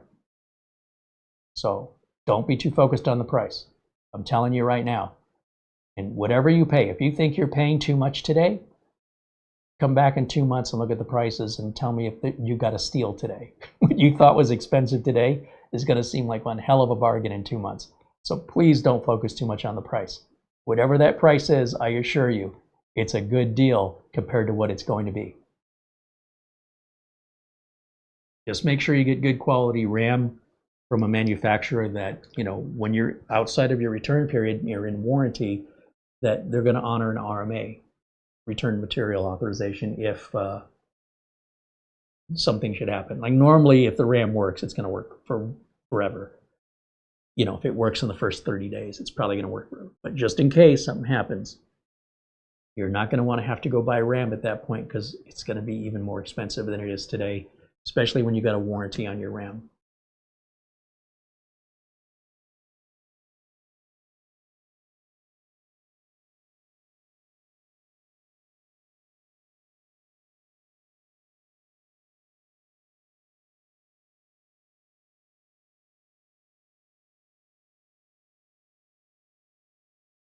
And he said some RAM has gone up 4 times in price in only 4 months. It's going to continue. Demand is outweighing the supply, and that's going to continue as these data centers running AI, cell phone manufacturers want RAM in the cell phones. Anything that utilizes RAM, CPUs, or GPUs is going to affect the overall cost of that product. So all these products are going to go up in cost. Samsung always announces their new phones, typically at CES, and they'll have a Samsung event usually in February, and you can expect the highest prices on the phones from every manufacturer because they have to pay more for the RAM, they have to pay more for the CPUs, they have to pay more for everything these AI centers are buying up as much as they can get. The AI bubble will burst, just like every other bubble, but while we're in the middle of a bubble, it's not a good time to buy it. But if you need it, you got to get it. You know, it is what it is.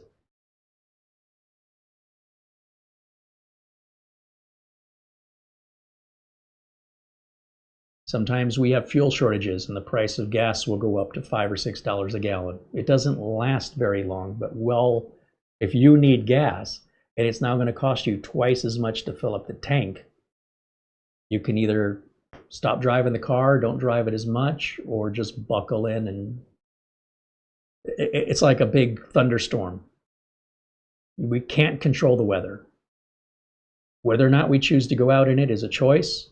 And if you just say, yeah, well, I have to, it's my job, then deal with it. It's not forever. It's not every day for the rest of your life is going to be stormy weather. Before you know it, the sun will be out again and you'll forget all about it. Just like the pandemic, everybody's already forgotten about all that. Seems like it anyway. You'd think it never happened. It wasn't forever.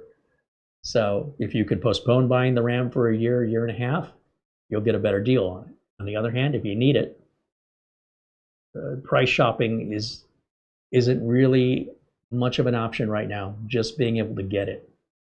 Because eventually, it's just not going to be available, just like graphics cards during the crypto mining, cryptocurrency mining craze. That didn't last very long. That bubble popped. You wanted to buy a house in the housing crisis, that bubble popped. It's just another bubble.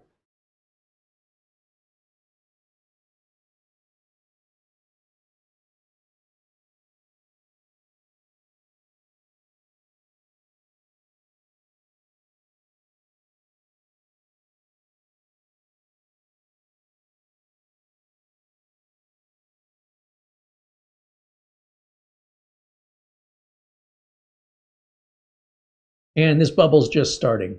You're right at the beginning of the bubble. So it's not like you're coming in midway or towards the end. You're asking that question just as the bubble's starting. This is a very good time for you to buy right now. As far as like, it's going to get worse. Supplies are going to diminish. As supplies diminish, the value of it will continue to go up, just like gold and diamonds. The more rare something is, the harder it is to get, and therefore the more expensive it's going to be. So if you wait it out, if you can wait, just wait. If you can't wait, you need it now, you should have already purchased it. If not, do it by the end of the day, because it could go up tomorrow. It may not, but I'm saying it wouldn't surprise me if it did. It's only moving in one direction. That's getting more expensive.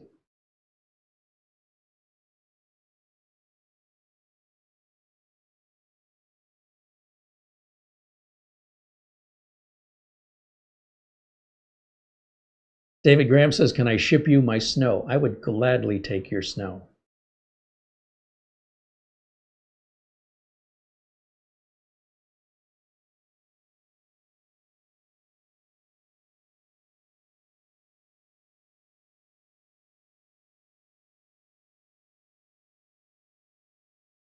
All right, let me go and check the email right now. I think I've caught up on the chat room.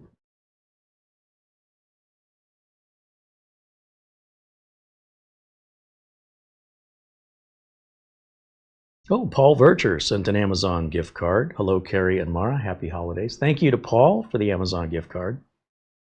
Luke Greenia, our good friend here in the chat room from Vermont, sends a $25 PayPal contribution.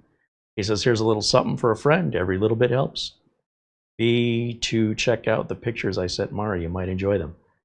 Right on. Well, hopefully they're pictures of a beautiful snowy Vermont with trees and squirrels and nature that we don't have in the land of desert cactuses, scorpions, and javelina. I will live vicariously through you. Thank you guys. Appreciate that very, very much. All right. That catches us up on the email. Andy said Seagate hard drives are also moving up in price. Recertified 24 terabyte Exos went from $279 to $370. I don't know much with regards to mechanical storage going up in price, but in tech, prices do frequently fluctuate. They don't normally stay at any one price for any period of time, just like a gallon of gas. Typically, those price fluctuations are pretty minor, 10% up or down from week to week. We do go through some trending where whenever there's a shortage of something, a certain amount of the population will start hoarding it, making the shortage worse. Because people behave this way and selfishly without thinking of anybody else but themselves, I would advise you to not participate in it at all. If people want to hoard and get more than they need because they're afraid they might run out, and therefore they prevent you from getting the one you need because they're doing it, the best thing I can recommend you do is don't participate in that game. It's a game only rich people can play, or people who enjoy having a lot of debt. You're going to lose that game. So during the pandemic, it was all about toilet paper, and people would buy so much of it. Stores had to tell people common sense. You can't take everything from everyone else. You have to share this. This is all we have. And they don't want to share. They want it all to themselves. And I assure you, if they were able to get it all to themselves, they will gladly scalp the prices higher and sell it to you at a much higher price. This is how people do to each other. Don't play the game. We're not going to stop them from playing that game, but we don't have to join in on the game. It's our choice. Best advice I got, don't participate in it. Did anybody do a security audit on the Pico KVM? Well, the Pico KVM is running the Jet KVM GPL license. This is a GitHub project, and if you go to GitHub, you can look at all of the source code. And again, I'm using this on my local area network. I'm not sure what example you could give me of a security concern that you would have with something like this, particularly on a local network. And if you're using it globally, you're using, again, a third party. You're using Tailscale or Zero Tier, for example, which are all open source, all GitHub, all available. I would recommend that if you have these concerns of security, then you must know what to look for in the source code and go see for yourself.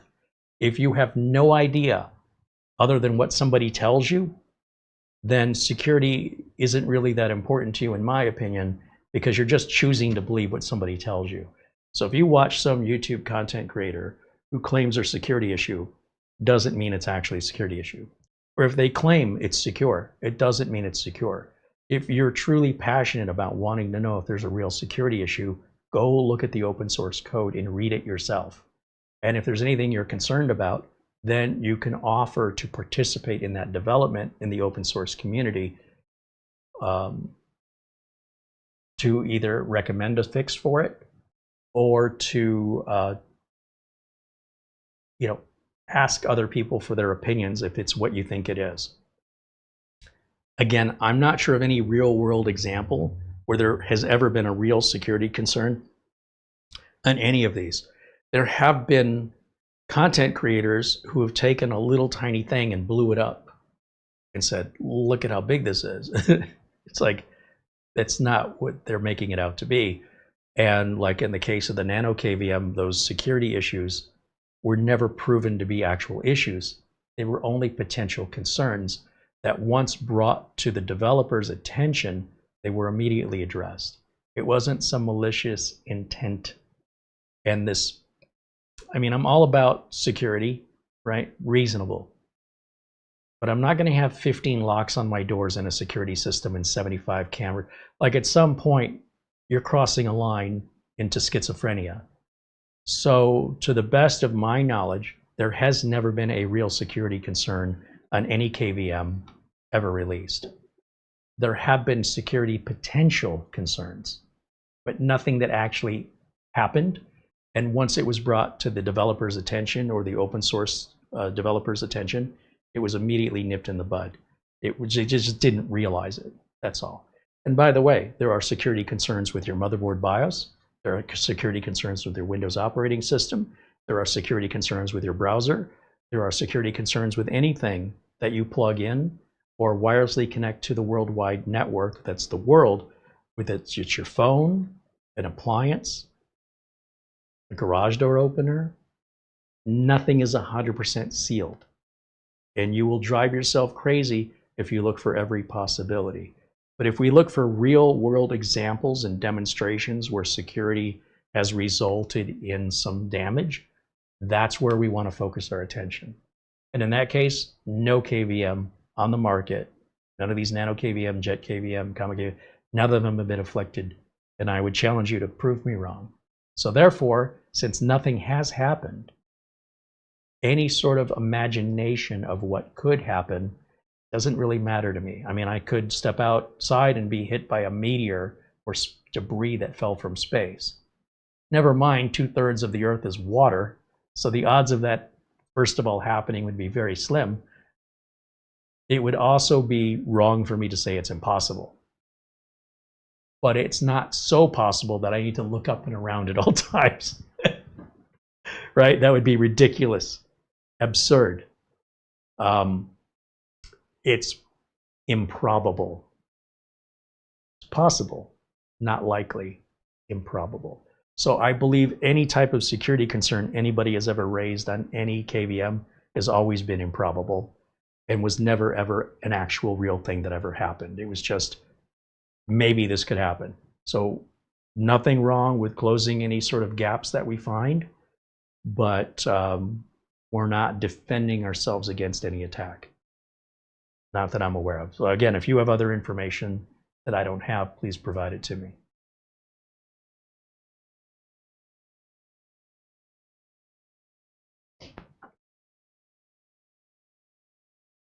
Andy says he uses Tailscale on his Nano KVM Pro. Yeah, and bear in mind that if you don't know how to read the code, if you don't understand the security, there are people who do that are actively participating in the development over on GitHub. And if you just want to go over there and lurk and read about it, it's all available to you. So if you want to look at the source code from the Jet KVM source code, that's open source. That's the whole reason it's open source, is so that any of these questions, you'd say, okay, if this is closed source, what are they hiding? But if it's open source, there's nothing to hide. So do you think they'd be bold enough to like put a massive like piece of spyware in open source and just cross their fingers that no one's actually looking at it? Have you been on the internet? They're going to find it very, very quickly if it exists. So I don't want to make any false accusations against companies that haven't done anything wrong. Not that you have. But if I thought for a minute that there were security concerns with these, I wouldn't even show them to you. Right there, that would be a violation of my own ethical code.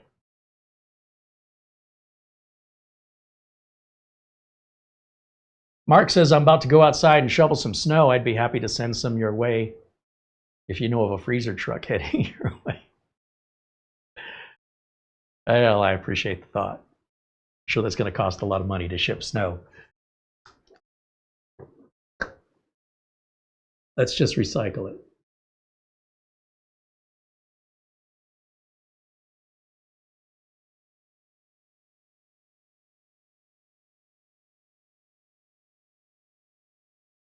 Mark Leibowitz suggests you buy all the memory you can right now and call yourself rambunctious. Hey, if you're unscrupulous, you could buy all the RAM you can right now, keep it sealed in the package, and in about 4 or 5 months, offer it up on some online marketplace or eBay, and double or triple your investment. I think it's a cruel thing to do to other people, but it's not illegal and many people do it. Just keep driving those prices up and profit from it.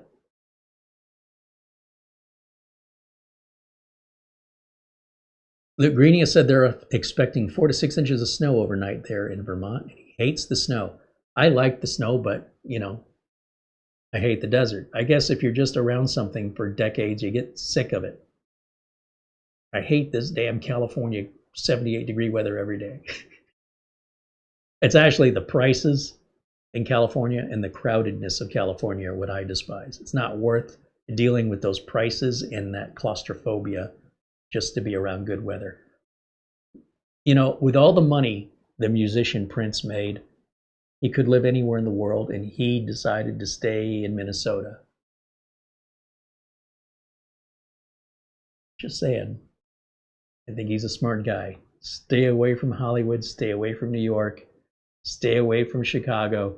Get yourself some nice open space in Minnesota. Stay away from the crowds. Have a little room to breathe, have some nature and fresh air, not all the congestion and emissions from a big city, and also reduce your chance of crime since there's not as many people. Of course, he wasn't living in Minneapolis or St. Paul, but I'm just saying, it's a big state, has a lot of open space. San Diego's a big state too, but everybody wants to live in either the San Diego area, the LA area, or the San Francisco area. It's very, very jam-packed. But if you go out towards the edge of California, towards the inner United States, it's pretty wide open with mountains and deserts. All right.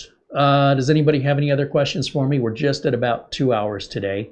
I've covered what I wanted to cover here just to give you the overview.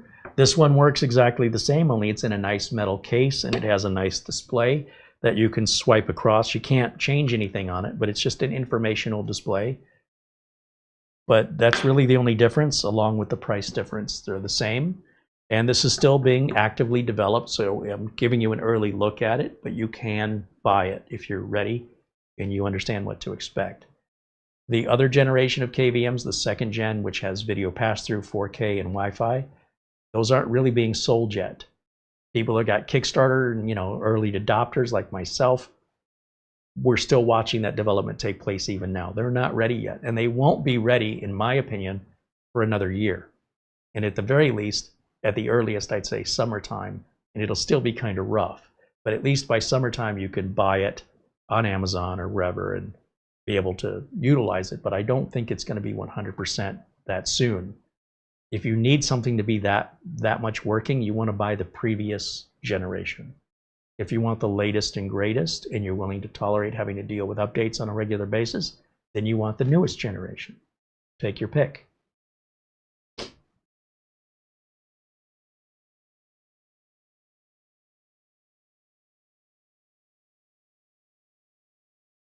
Look, Rainey mentions when the city decides to move to the country, that's when trouble starts. Yes, we've seen a lot of that expansion of Phoenix moving it's like a circle that's getting bigger and bigger. In areas that used to be cotton fields are now whole suburbs. And it wasn't even that long ago. So if you do want to live in the sticks, make sure that you keep that in mind, that you move so far out that you're like, in your lifetime at that expansion rate, it's not going to reach you. But yeah, there's a friend of mine, his parents own some land way up in northern Arizona on a lake. It's beautiful, woodsy. You wouldn't even know you were in Arizona. Elevation's up real high. Today it has a homeowners association, so there you go. What can you do?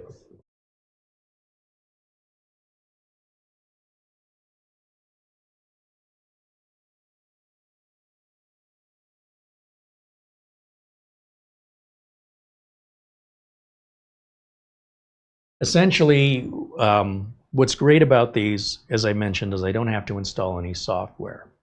Now, sometimes people go, could I use this for this feature or that feature? And I'm going to reiterate, this may not be the right tool for you. Somebody said, could I use one of these to connect to my computer in another country so I can watch the local media there that is being blocked in the country I'm in? These don't transmit. Actually, this one might actually transmit audio. The Jet KVM doesn't do audio, but this might. But this one's much more technically complex to set up. If I were you, I would just use a piece of software for that, like Rust Desk. And if you guys want to try Rust Desk, just go to rustdesk.com. It's free. And see if you like it. If you don't like it, don't use it. If you don't like that one, ultraviewer.net is free. Try that one. That'll do what you want it to do without costing any money or any complexity of technical side. As long as you're in Windows, you're good to go. This is really for people that need access to a machine that potentially is outside of Windows or a different operating system, or BIOS access, or to boot to different ISO images for various reasons. So this is more of a tool for administrative maintenance versus technical support. With technical support, you'll be talking to somebody who can let you in their computer with a free piece of software like those I just mentioned. You wouldn't need to send them this and hook all this up, wait for it to arrive, and explain to them which plugs go where. You're really working harder when you could just download a free piece of software. This is primarily KVMs. They're designed to access computers where nobody's at. So if I have two offices, I have an office at Studio C and I have an office at Studio A. I'm my only employee. Nobody uses any of the equipment in Studio A if I'm not there. But what if I want to use my own equipment at Studio A? Would I get in the car and drive over there? Yes. But now I don't have to. If what I need to do is log into the computer at Studio A, I just plug one of these into it. Even if that computer's off, I can turn it on with this. I can do what I need to do securely with it and then log back off. There's no reason for anybody to watch the monitor and see what I'm doing because there's nobody there. So this replaces the monitor. If the computer I'm connecting into has two video outputs, I could use one video output for this and one video output for the monitor and just put Windows into dual monitor mode. So that's one workaround without having a bypass. But if somebody's there looking at the monitor, I don't need this. That's what I'm trying to tell you. That's why when I hear people asking these questions for a piece of hardware that costs money and requires a setup, when what they can do is already free and available through open source remote software, just use the open source remote software. I'm not here to tell you this is a replacement for that. This is a completely different tool. If you need a screwdriver and I'm showing you a wrench and you want to know if you can use the wrench as a screwdriver, I'm going to tell you you can, but the screwdriver is a lot cheaper and it's a better tool for you. The wrench is more specific to the size bolt you're trying to, remove or replace. Use the right tool for the right job. And if you're not sure, just ask. We're happy to give you some advice in that direction.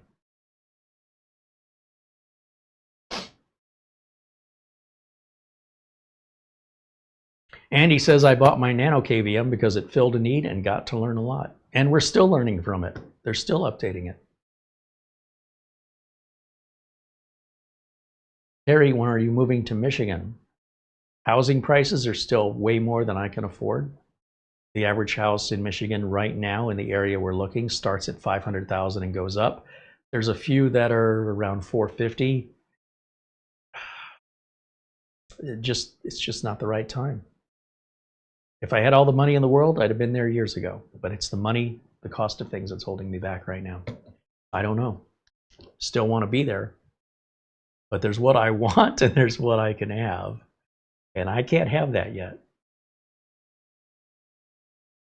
I either need to make a lot of money, a lot more, or I need to wait for the housing prices to continue to re-equalize. They've come down since the pandemic, but not to the point where they were or where they should be had the pandemic never occurred. So to me, the prices are still inflated. And while they're slowly coming down, it's not happening fast enough for me because I would have loved to have been there a couple of years ago. But what's meant to be is meant to be, and it'll happen when it happens. And you now know as much about it as I do. Luis Gustavo Souza says, I want one of these to access my dedicated NVR system remotely. You know, a friend of mine said the same thing, and I go, that doesn't make any sense. And maybe you have a different NVR system, but your NVR system should already be online, negating any need for this. Your NVR system should have software that puts it online. Otherwise, what's the point of the NVR? But maybe you have an NVR that doesn't connect online? We're talking about like CCTV? Because then that wouldn't be an NVR system anymore. That would go back to like the 80s and 90s to an old camera wired CCTV setup. And then you would pipe that into a computer, and then you could have one of these on the computer to access it. But on the other hand, you could just load software like Rustdesk for that. You wouldn't need this. If you're already into the computer, you don't need this. But maybe there's something unique about your scenario where a hardware solution is what you want. Now, it will work. It's just a free software solution would probably be a lot less of a barrier to getting it configured and set up like Rustdesk. But the great thing is let's say you had an NVR that doesn't run Windows. It's got some Linux OS on it. And for some reason you can't access it online. It sounds to me like you didn't configure it correctly. But let's just say that happens, or that's your choice, and you only want to see the NVR in the local building.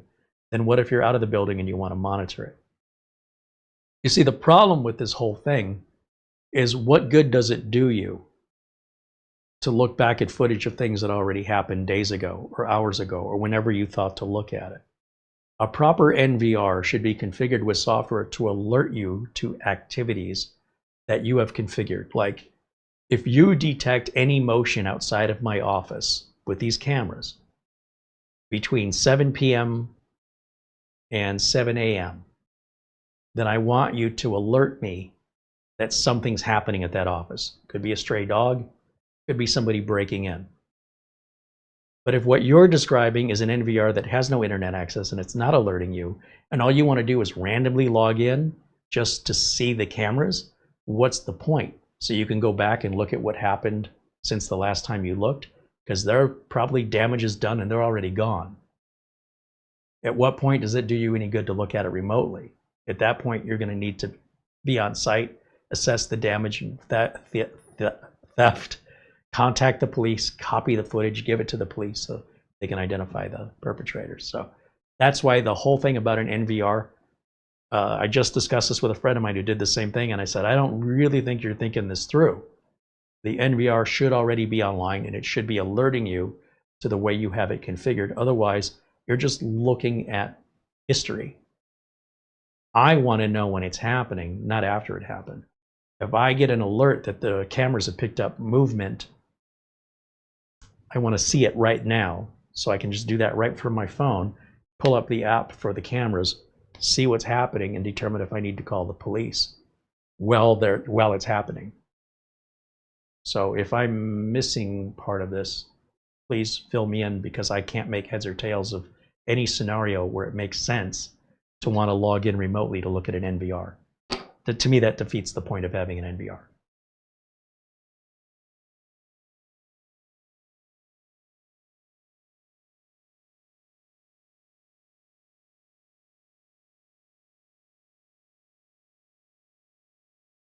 Believe me, my NVR doesn't have remote access. It's very specific. Again, if an NVR is not accessible, then it doesn't seem like it's very beneficial. It's either very, very old and out of date, or it's not been configured properly. This isn't what I would do for the reasons I gave, but you absolutely can if that's what you want to do.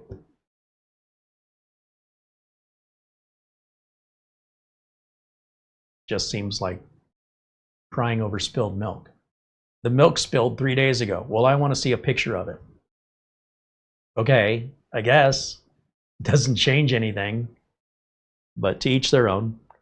I would rather kind of think things through logically, that if you want remote access to an NVR and your NVR doesn't have that, I would double check to make sure that your NVR doesn't have that and it just simply wasn't configured. I see that a lot. Or that the NVR system is so old, you shouldn't even be using it because of its age. You can get much higher definition cameras with motion activation and alerts, and it's cheaper than ever. Probably less than 1/10 of whatever you paid for that NVR system if it's that old. But, you know, again, to each their own, and people live in different parts of the world where prices and economy can vary along with you know, the reasoning behind somebody holding on to old equipment that's not even going to give you good footage to begin with if it's CCTV.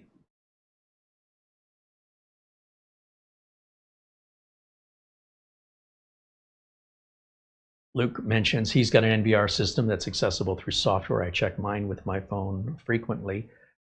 Again, I count on alerts. The reason I use technology is to work for me. I don't know why you would put technology in so that you had to work for it. I wouldn't put an NVR system in that wouldn't tell me when there's motion detection. And I can specify, like, let's say the camera's facing a road and there's a lot of traffic. Every time a car drives by, I don't want it to alert me. So I can put in sort of a fence I can draw on the screen, only motion detect this part of the screen, which is closer to the building. And if you do sense motion, send me an alert immediately. I want the technology to work for me.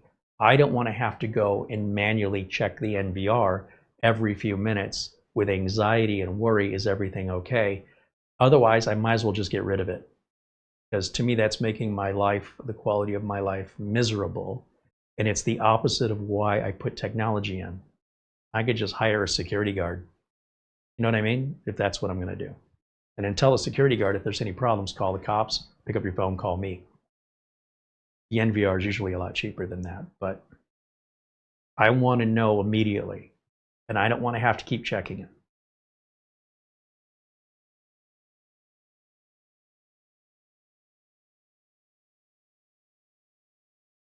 Andy said the voyage with Carey and the Nano KVM Pro as it's being updated has been exasperating at times, but has been worth it. Well, but this is what the journey is you can expect if you are pioneers and you're exploring something that's brand new. You're going to encounter things people never encountered before, like Lewis and Clark. Most of that journey, the people that joined Lewis and Clark, I believe about 95% of them died at some point along that journey as they were exploring new land, being attacked, getting sick, and, you know, mapping out. No one had even drawn a map of it before, so they're mapping as they go, and then they take the journey back and be able to turn the maps over. There's a certain amount of bravery there, a certain amount of curiosity, like, we want to do this. You don't, you know, it's not something people do like, oh, I really don't want to do that. You really have to have that in your soul to want to do that. And in much the same way, if you're going to start, become a part of a Kickstarter project or a new product, you are signing up for that. That is your journey. If you don't want to be on that journey, wait until the product is developed. But set your expectations accordingly.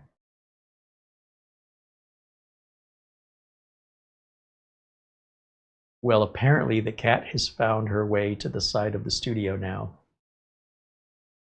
She's never done that before. That's hilarious. All right, I think she's trying to tell me something. Andy mentions, you know, the Nano KVM has come a long way since its original deployment, the way it was sent out to Kickstarter backers, but it's still not available for retail sale. Nor is the Comet Pro. That's not available for retail sale yet either, though it should be very soon.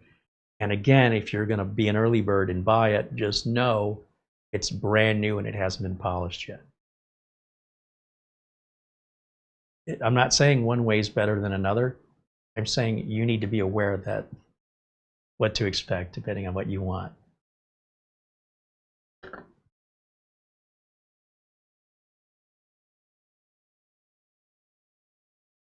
Billiard said, can you send me over a Windows 7 with all the drivers in it so I can install it? Can you send me over some gold bars from Fort Knox so I can have it for free? I'd really appreciate that. Also, I'd like an old VAX operating system for a system from 40 years ago. Could you just go ahead and send that to me? That'd be great. Sarcasm.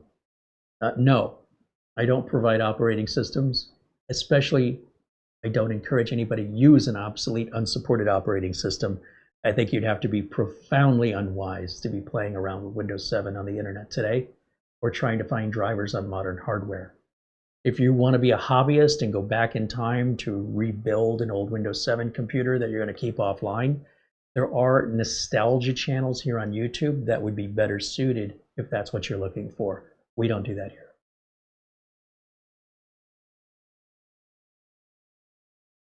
We also don't work on car engines. We did, but we don't anymore. I mean, mostly, almost everything we don't do here. What we do is very focused to deal with modern day Windows and everyday concerns of average users with modern computers accessing the internet and anything related to the tech, the gadgets, the security, the technology that involves everyday common occurrence usage from the majority of computer owners around the world. We're trying to appeal to that audience, not to a few people that have very specific hobbies. But there are channels that do that. And if you ask those channels to do what we're doing, they say we don't do that. So it's like going to a vegan festival and asking where the meat is. You're in the wrong place, man. All right. Andy says he considers himself lucky to have the Nano KVM Pro. Well, very, very good. I'm glad it's working out for you.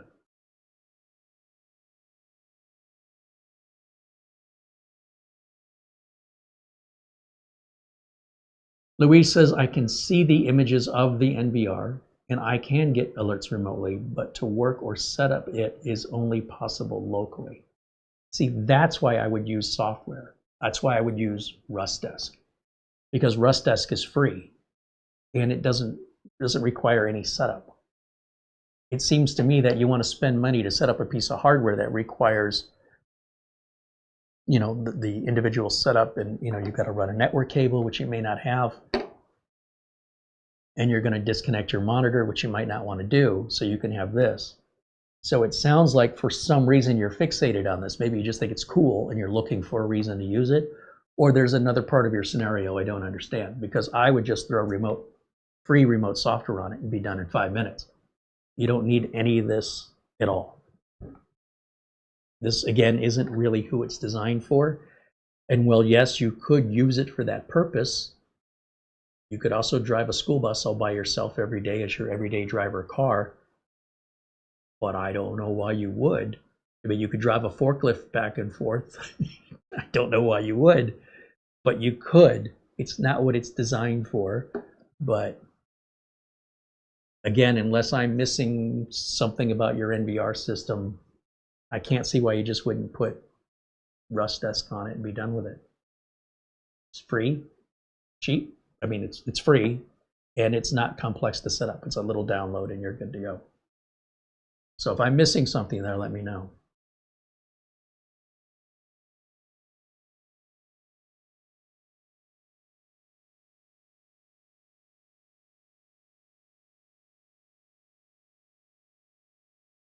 Andy wants to know if we're going to see the new whiz-bang small form factor minis for him this week. They've not sent one to me. They came out with the MS02, which is a pretty expensive machine, very high end. I don't know if they will send me one.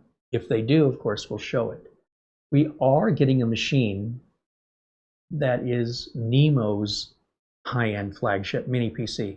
At this point, we've only been looking at Nemo's laptops, but Nemo makes mini PCs too. And they have one that, again, it's like a $2,000 plus super high-end small form factor. It's actually smaller than that mini PC. We don't have any tracking info, but they say they sent it. Whatever that means, when we get it, that is on the schedule when it arrives. But there is nothing from Minisform on the schedule at this time. And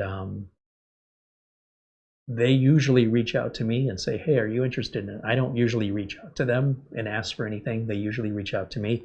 And if they reach out to me and they offer it, I will definitely say yes.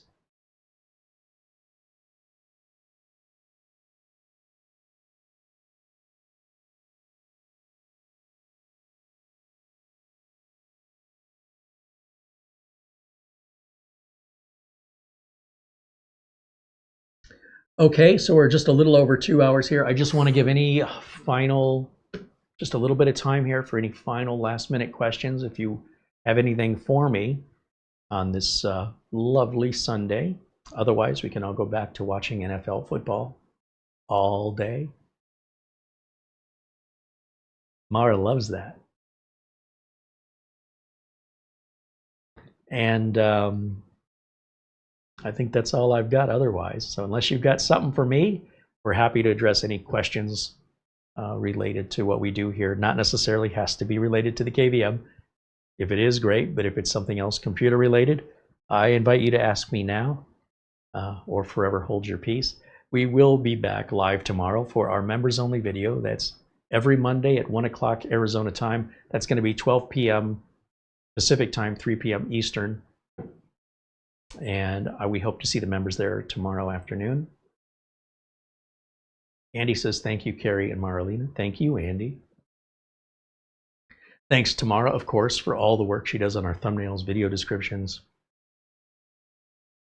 She's the one that goes through all the emails and answers them or brings them to my attention if need be for the answers. So you're getting much faster responses from us when it used to just be me doing everything by myself. And I can't thank her enough for all the work she puts into that. It's a lot of work. And if you want to reach out to us in email, I'll throw the email address up here one more time. And even though I never saw this before, and this is the first time I've unboxed it, it pretty much worked exactly like I thought it would, with the subtraction of the case and the screen. And I was a little worried if I had to provide memory on it like you do on the Nano KVM Lite. It doesn't even come with an OS. You have to provide your own memory card. So I'm glad that this is more complete, and they're both about the same money, so I would definitely pick this one. Also, I like the interface better than Nano KVM's interface. I like the Jet KVM software. And if you're interested in the Jet KVM or the other KVMs we reviewed, just go to our channel and search KVM, and you'll see the Nano and the Comet, the Jet, the Pico. Is that all of them?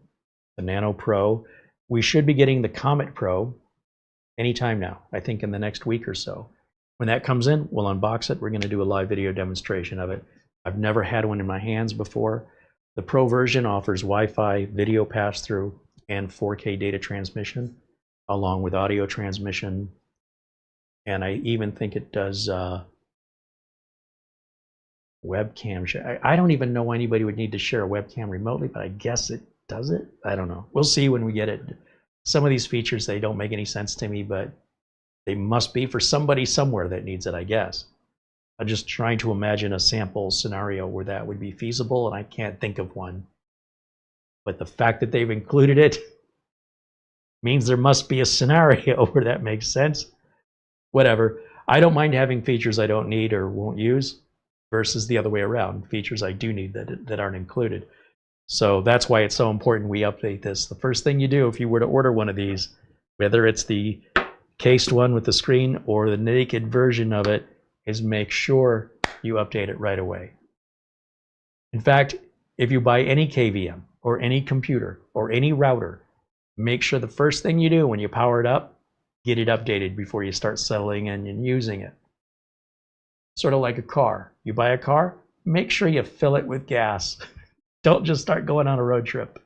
I'm just saying.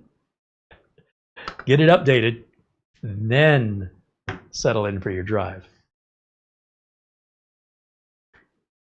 Channel 0 wants to know where we got the mouse. The mouse and keyboard are made by a company called Gravistar. And if you search on our channel for Gravistar, or just go to Amazon and search the word Grava, G-R-A-V-A, star, one word. And you'll see their series of products there, which include the mouse and keyboard.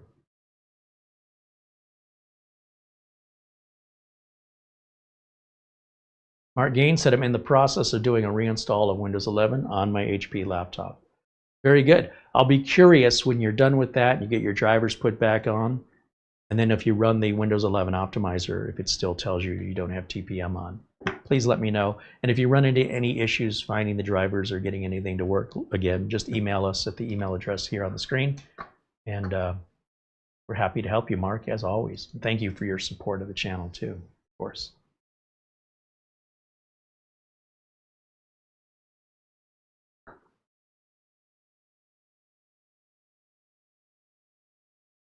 What is going on with Intel?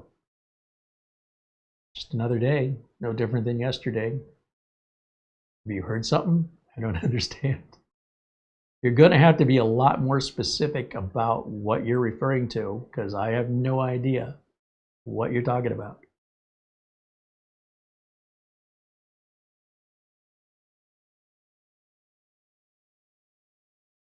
What's going on with Intel in the Steam machine?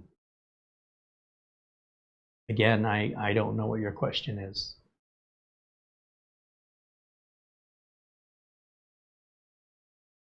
If you're a gamer and you're interested in things like Xbox, PlayStation, the new stream machine, which has been announced but it hasn't really been demonstrated, and you want a bunch of information, like I have a crystal ball and I can look into the... Nobody knows. It's all being kept secret. And we don't focus on gaming here. We're focused on running a business.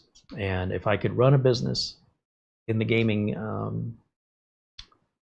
arena, if you will, I would. I'm not against it. I just can't make any money from it. So I stick to my lane in what I know. And I'm not the best person to ask about any gaming related content. I can't make any money. I can't make a sustainable living. The people that game, there's just no money in it. And that's why you're seeing very little development from Xbox and PlayStation. That's a hard way to make a living. There are plenty of gaming channels here on YouTube that may be better suited if that's the content you're looking for. We're never going to have a Steam machine here. It's not what we do. You're never going to go to a job where somebody hires you and they're going to put you at a desk with a Steam machine.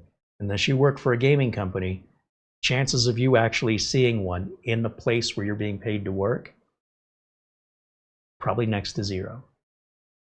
And since I make a living by servicing computers that are used in everyday business transactions, for the things you want to go to the store and buy, that's all made possible because of the computers. If those computers don't work, you can't shop there. The business is down. You'll probably take your business somewhere else. And then those companies call me in a panic. We need you here. We need this fixed. Nobody does that with gaming. Oh my gosh, I can't get to level 2. You need to stop everything you're doing and get over here right away, and I don't care what it costs. For that reason, it's a very difficult way to make a living. It's a great thing to do with recreational money and time, which I don't have a lot of right now.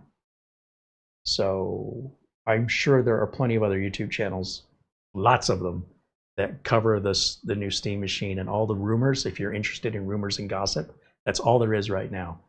We don't deal in rumors and gossip. We only deal in factual things that actually exist, that we talk about maybe vaguely products that are coming, like the Galaxy S26 phone, but I don't get into any details because it's all gossip and rumors. When it's officially released, we'll talk about it. So unfortunately, I don't know the answer to your question because it's not what I do, and we don't do that here.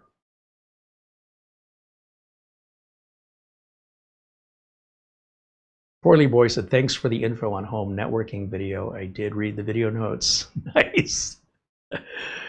It's good to know somebody's reading the video notes. I end up with videos that I add information that wasn't available at the time when I made the video. So I add it in the notes below the video. And then I'm pulling my hair out from the number of viewers that asked me for the information that I took the time to add to the video notes. So they watch the video, but either they don't know what video notes are, they don't know how to use YouTube, or they just can't be bothered and they want me to spoon feed them. Either way, it's all offensive to me. I'm like, you wouldn't have asked me the question if you would have just read the video notes. Your question was already answered. Why wasn't it answered in the video? Because I didn't have that information at the time I made the video. Okay, so if you remake the video, then how are you going to find it? One of the ways videos get more popular is the more views they get, the more likely the YouTube algorithm will bring it to your attention. So if I take that video down with all those views and that reputation, post up a new updated video, the odds of you finding that video, next to nothing, at least until enough people find it. Over time, that it builds up that reputation and it'll start getting recommended. And likely by then, your problem would have been solved somewhere else. You'd have found another solution. But it was always there in the video notes the whole time. So it drives me mad when people ask me what's already been addressed in the video notes. And when Poorly Boy says, I read your video notes, thank you. That's what all that's about.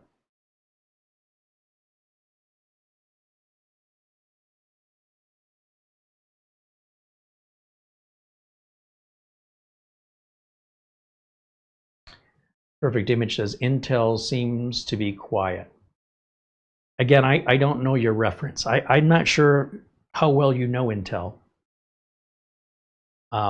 You may not, most people I don't think realize Intel does a lot more than make CPUs and graphics cards. That represents less than 20% of their business. 80% of Intel's business comes from making the circuitry and the chips that go into appliances and vehicles, that go into everyday electronics, that you're not even aware, most people are not aware of it. So Intel's is, you know, if AMD sold everything they made, if they completely sold out of every product that they manufactured, they would equate a revenue level that's about 80% less than what Intel does, because Intel has such a variety of things they make. But the computer and gaming enthusiast community only seems interested in what Intel makes that applies to them, and have no consideration or thought that Intel does other things. They don't care, or they never thought about it because it doesn't affect them personally. Even though they may have a car that has Intel chips in it, they may have other electronic devices or appliances, then they're blissfully unaware they're powered by Intel. So just because you're not aware of something doesn't mean it doesn't exist. I think AMD is being very quiet. I think NVIDIA is being very quiet. I think Asus is being very quiet. I think the entire industry right now is kind of in a lull. We're not seeing anything exciting coming out in Wi-Fi. Even when Wi-Fi 8 does eventually come out, it's just a more stable version of Wi-Fi 7. That's all it's going to be. It's not even here yet. I'm already bored of it. The new chips coming out from Intel, there's a little bit of talk about that. And on top of this lull, you know, NVIDIA's not really interested in making GPUs for gamers anymore. The big money is in AI, and they want to focus on the big money. That's why they're a corporation and not a charity. That's their duty. That's why they started a business. If you start a business, I bet it's because you want to make money, not because you want to please a bunch of enthusiasts with what they want. You would rather please hundreds of millions rather than just a couple of million, and make hundreds of millions instead of making a couple million. So you can't blame them for shifting focus and priority to where the money is, where the demand is. There's talk, and then there's the walk, right? We can talk all day, but show me the money. If you can't show me the money, these people over here are showing me a lot of money, so I'm going to go stop paying attention because I'm a company and I need to answer to my shareholders and I need to be a responsible business owner. I'm not a charity and I'm not doing this for fun. I'm doing it for a living as my career, and I want to get more successful. It's an obvious shift. Anybody with any common sense would do the exact same thing NVIDIA is doing. So again, really not much coming from AMD, not much coming from Intel, NVIDIA.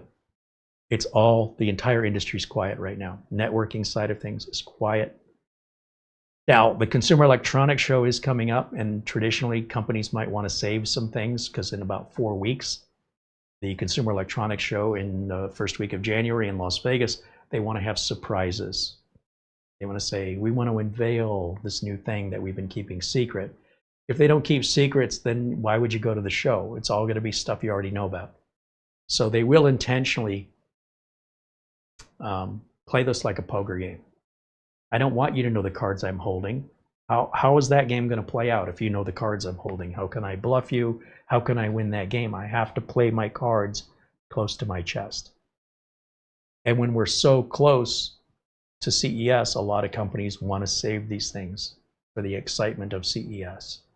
They're not products they're selling right now. They're not products they'll even be selling at CES. But that's when they will raise the excitement and draw the attention from their competitors.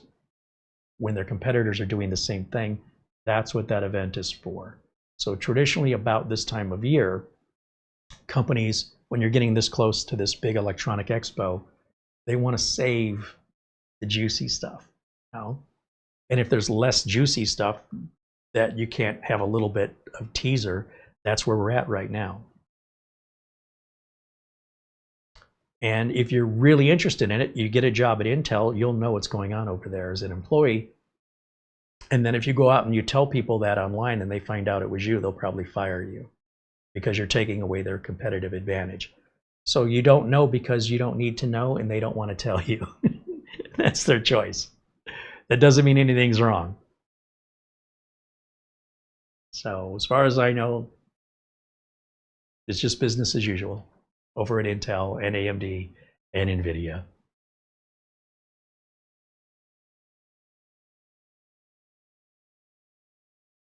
Sometimes you're not hearing anything because there's just nothing to tell you about, or we're not ready yet.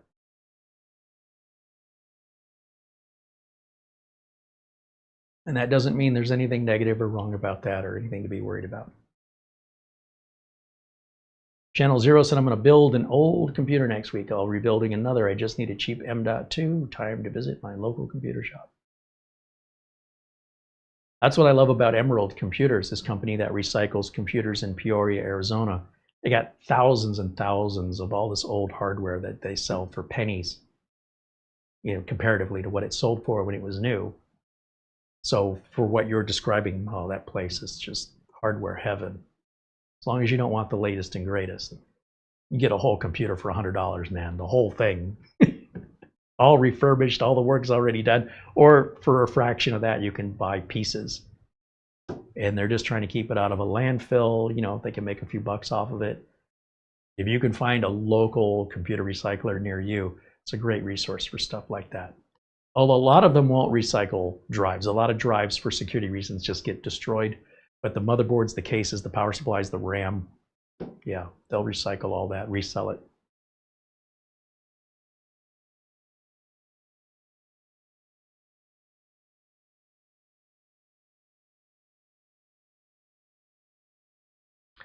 Perfect Image says you gave me great insight on Intel direction, but for PC builders, they care more about AMD and NVIDIA because of the AI.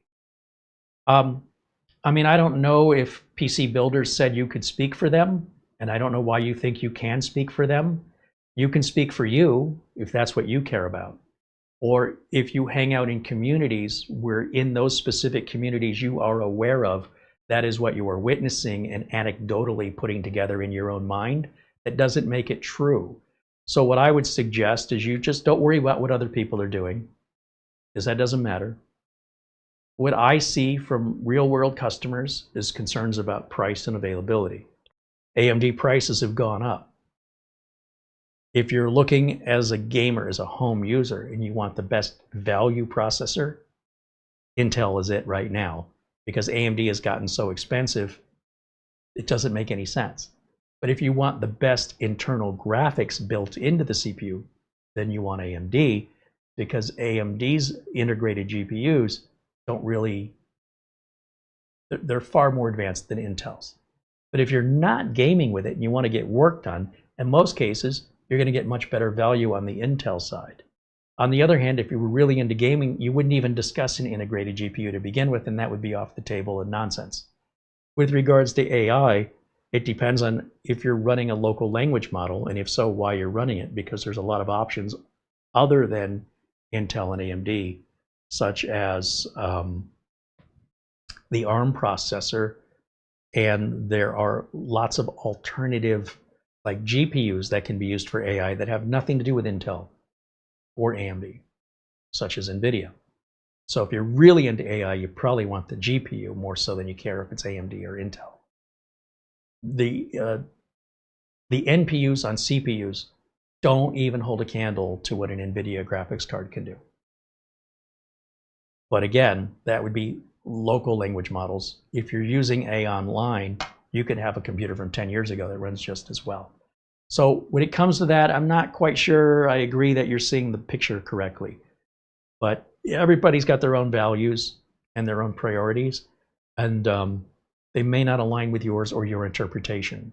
So, feel free to speak for yourself and your values, but I would not go so far as to say this is what everybody wants. I don't truly believe you know what everybody wants. And I can only tell you what my customers want. And I know they want it because they tell me.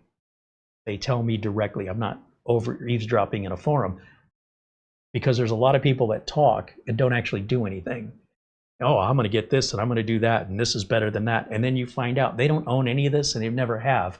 And they've got all of these very strong opinions that they're not afraid to spout online as if they know what they're talking about. And then you find out they never even held one in their hands. So you can kick the tires all you want.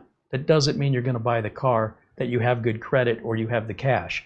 So we need to separate the wheat from the chaff here, especially online, where there's very little authentication of who's speaking.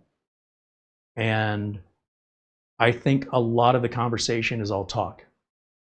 And when it comes to actually people, going forward and making a purchase, those are the people I want to hear from, the people who already have it. And, I'm curious what was the motivation behind purchasing it, so I can understand that individual's values. And rarely do I run into a community where everybody's values are the same or they have the same reasonings. So I offer that as a respectful courtesy to the public, that I would appreciate reciprocated back to me, that you don't pigeonhole me as, oh, I'm just a YouTube creator. There aren't many YouTube creators who do what I do. So if you say, well, he's an influencer. No, I'm not an influencer. I'm an educator, and there's a difference. And if somebody doesn't want to hear it, then they can walk away believing whatever they want to. It doesn't change anything I'm doing. It has no impact on me whatsoever. But it is offensive, right? And it's like, well, I wouldn't have pigeonholed you, but you just pigeonholed me. I just want to give I want to get what I'm giving. So I always want to give people an opportunity to be individuals and not lump them in together and say these people are all the same and those people are all the same. I will vaguely say, gamers want discrete graphics cards. They don't want high GPUs. That's not true of all gamers. But I would define a real passionate gamer, and that's just me, is saying iGPUs are never good enough. But that's my own rule and that's my own value.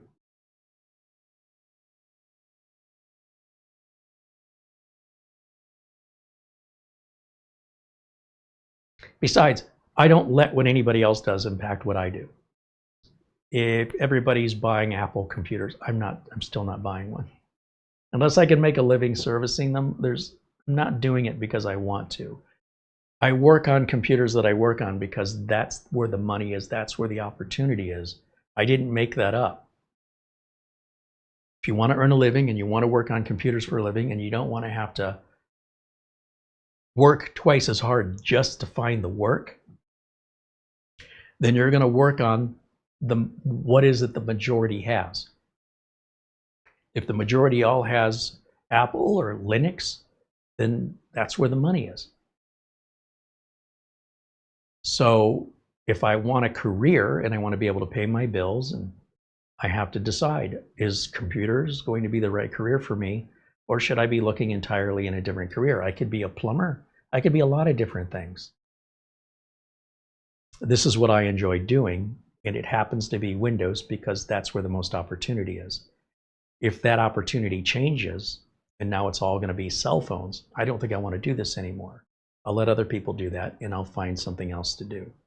So just because other people are doing, things doesn't have an impact on me. I'm going to do what's right for me.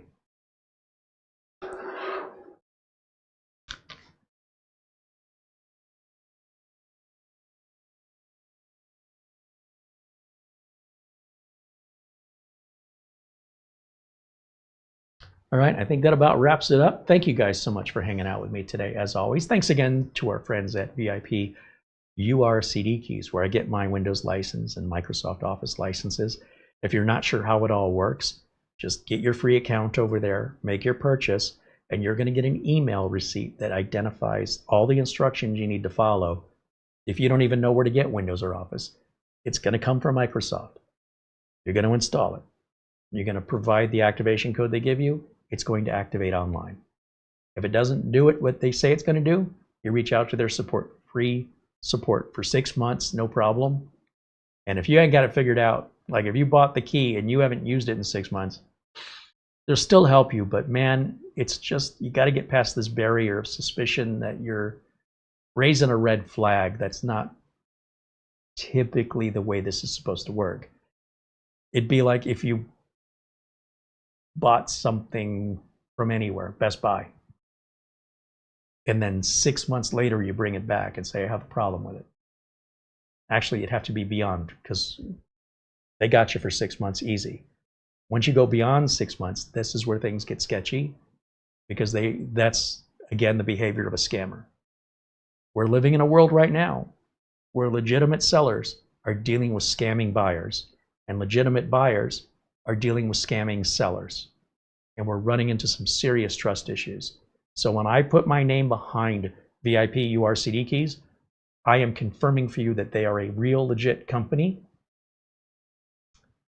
If you're worried about it, and I'm assuming none of you are scammers, but if you exercise a behavior that is scammer-like, like buying something and then not using it for 7 months, and then you go to use it and you have a problem, I'm not saying they won't help you, but that's really a bizarre scenario to put yourself in.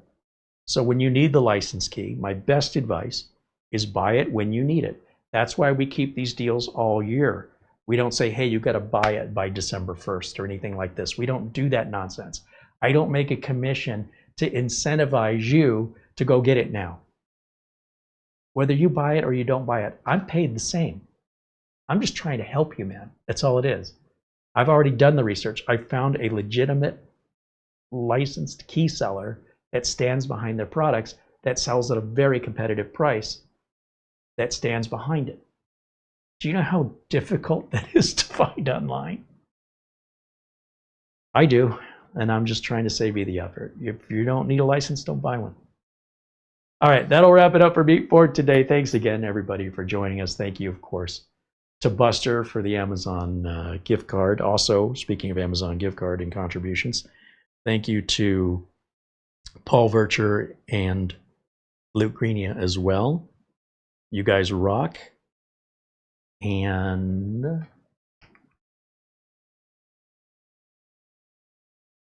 of course, Mara, our channel administrator, for all the hard work she does behind the scenes.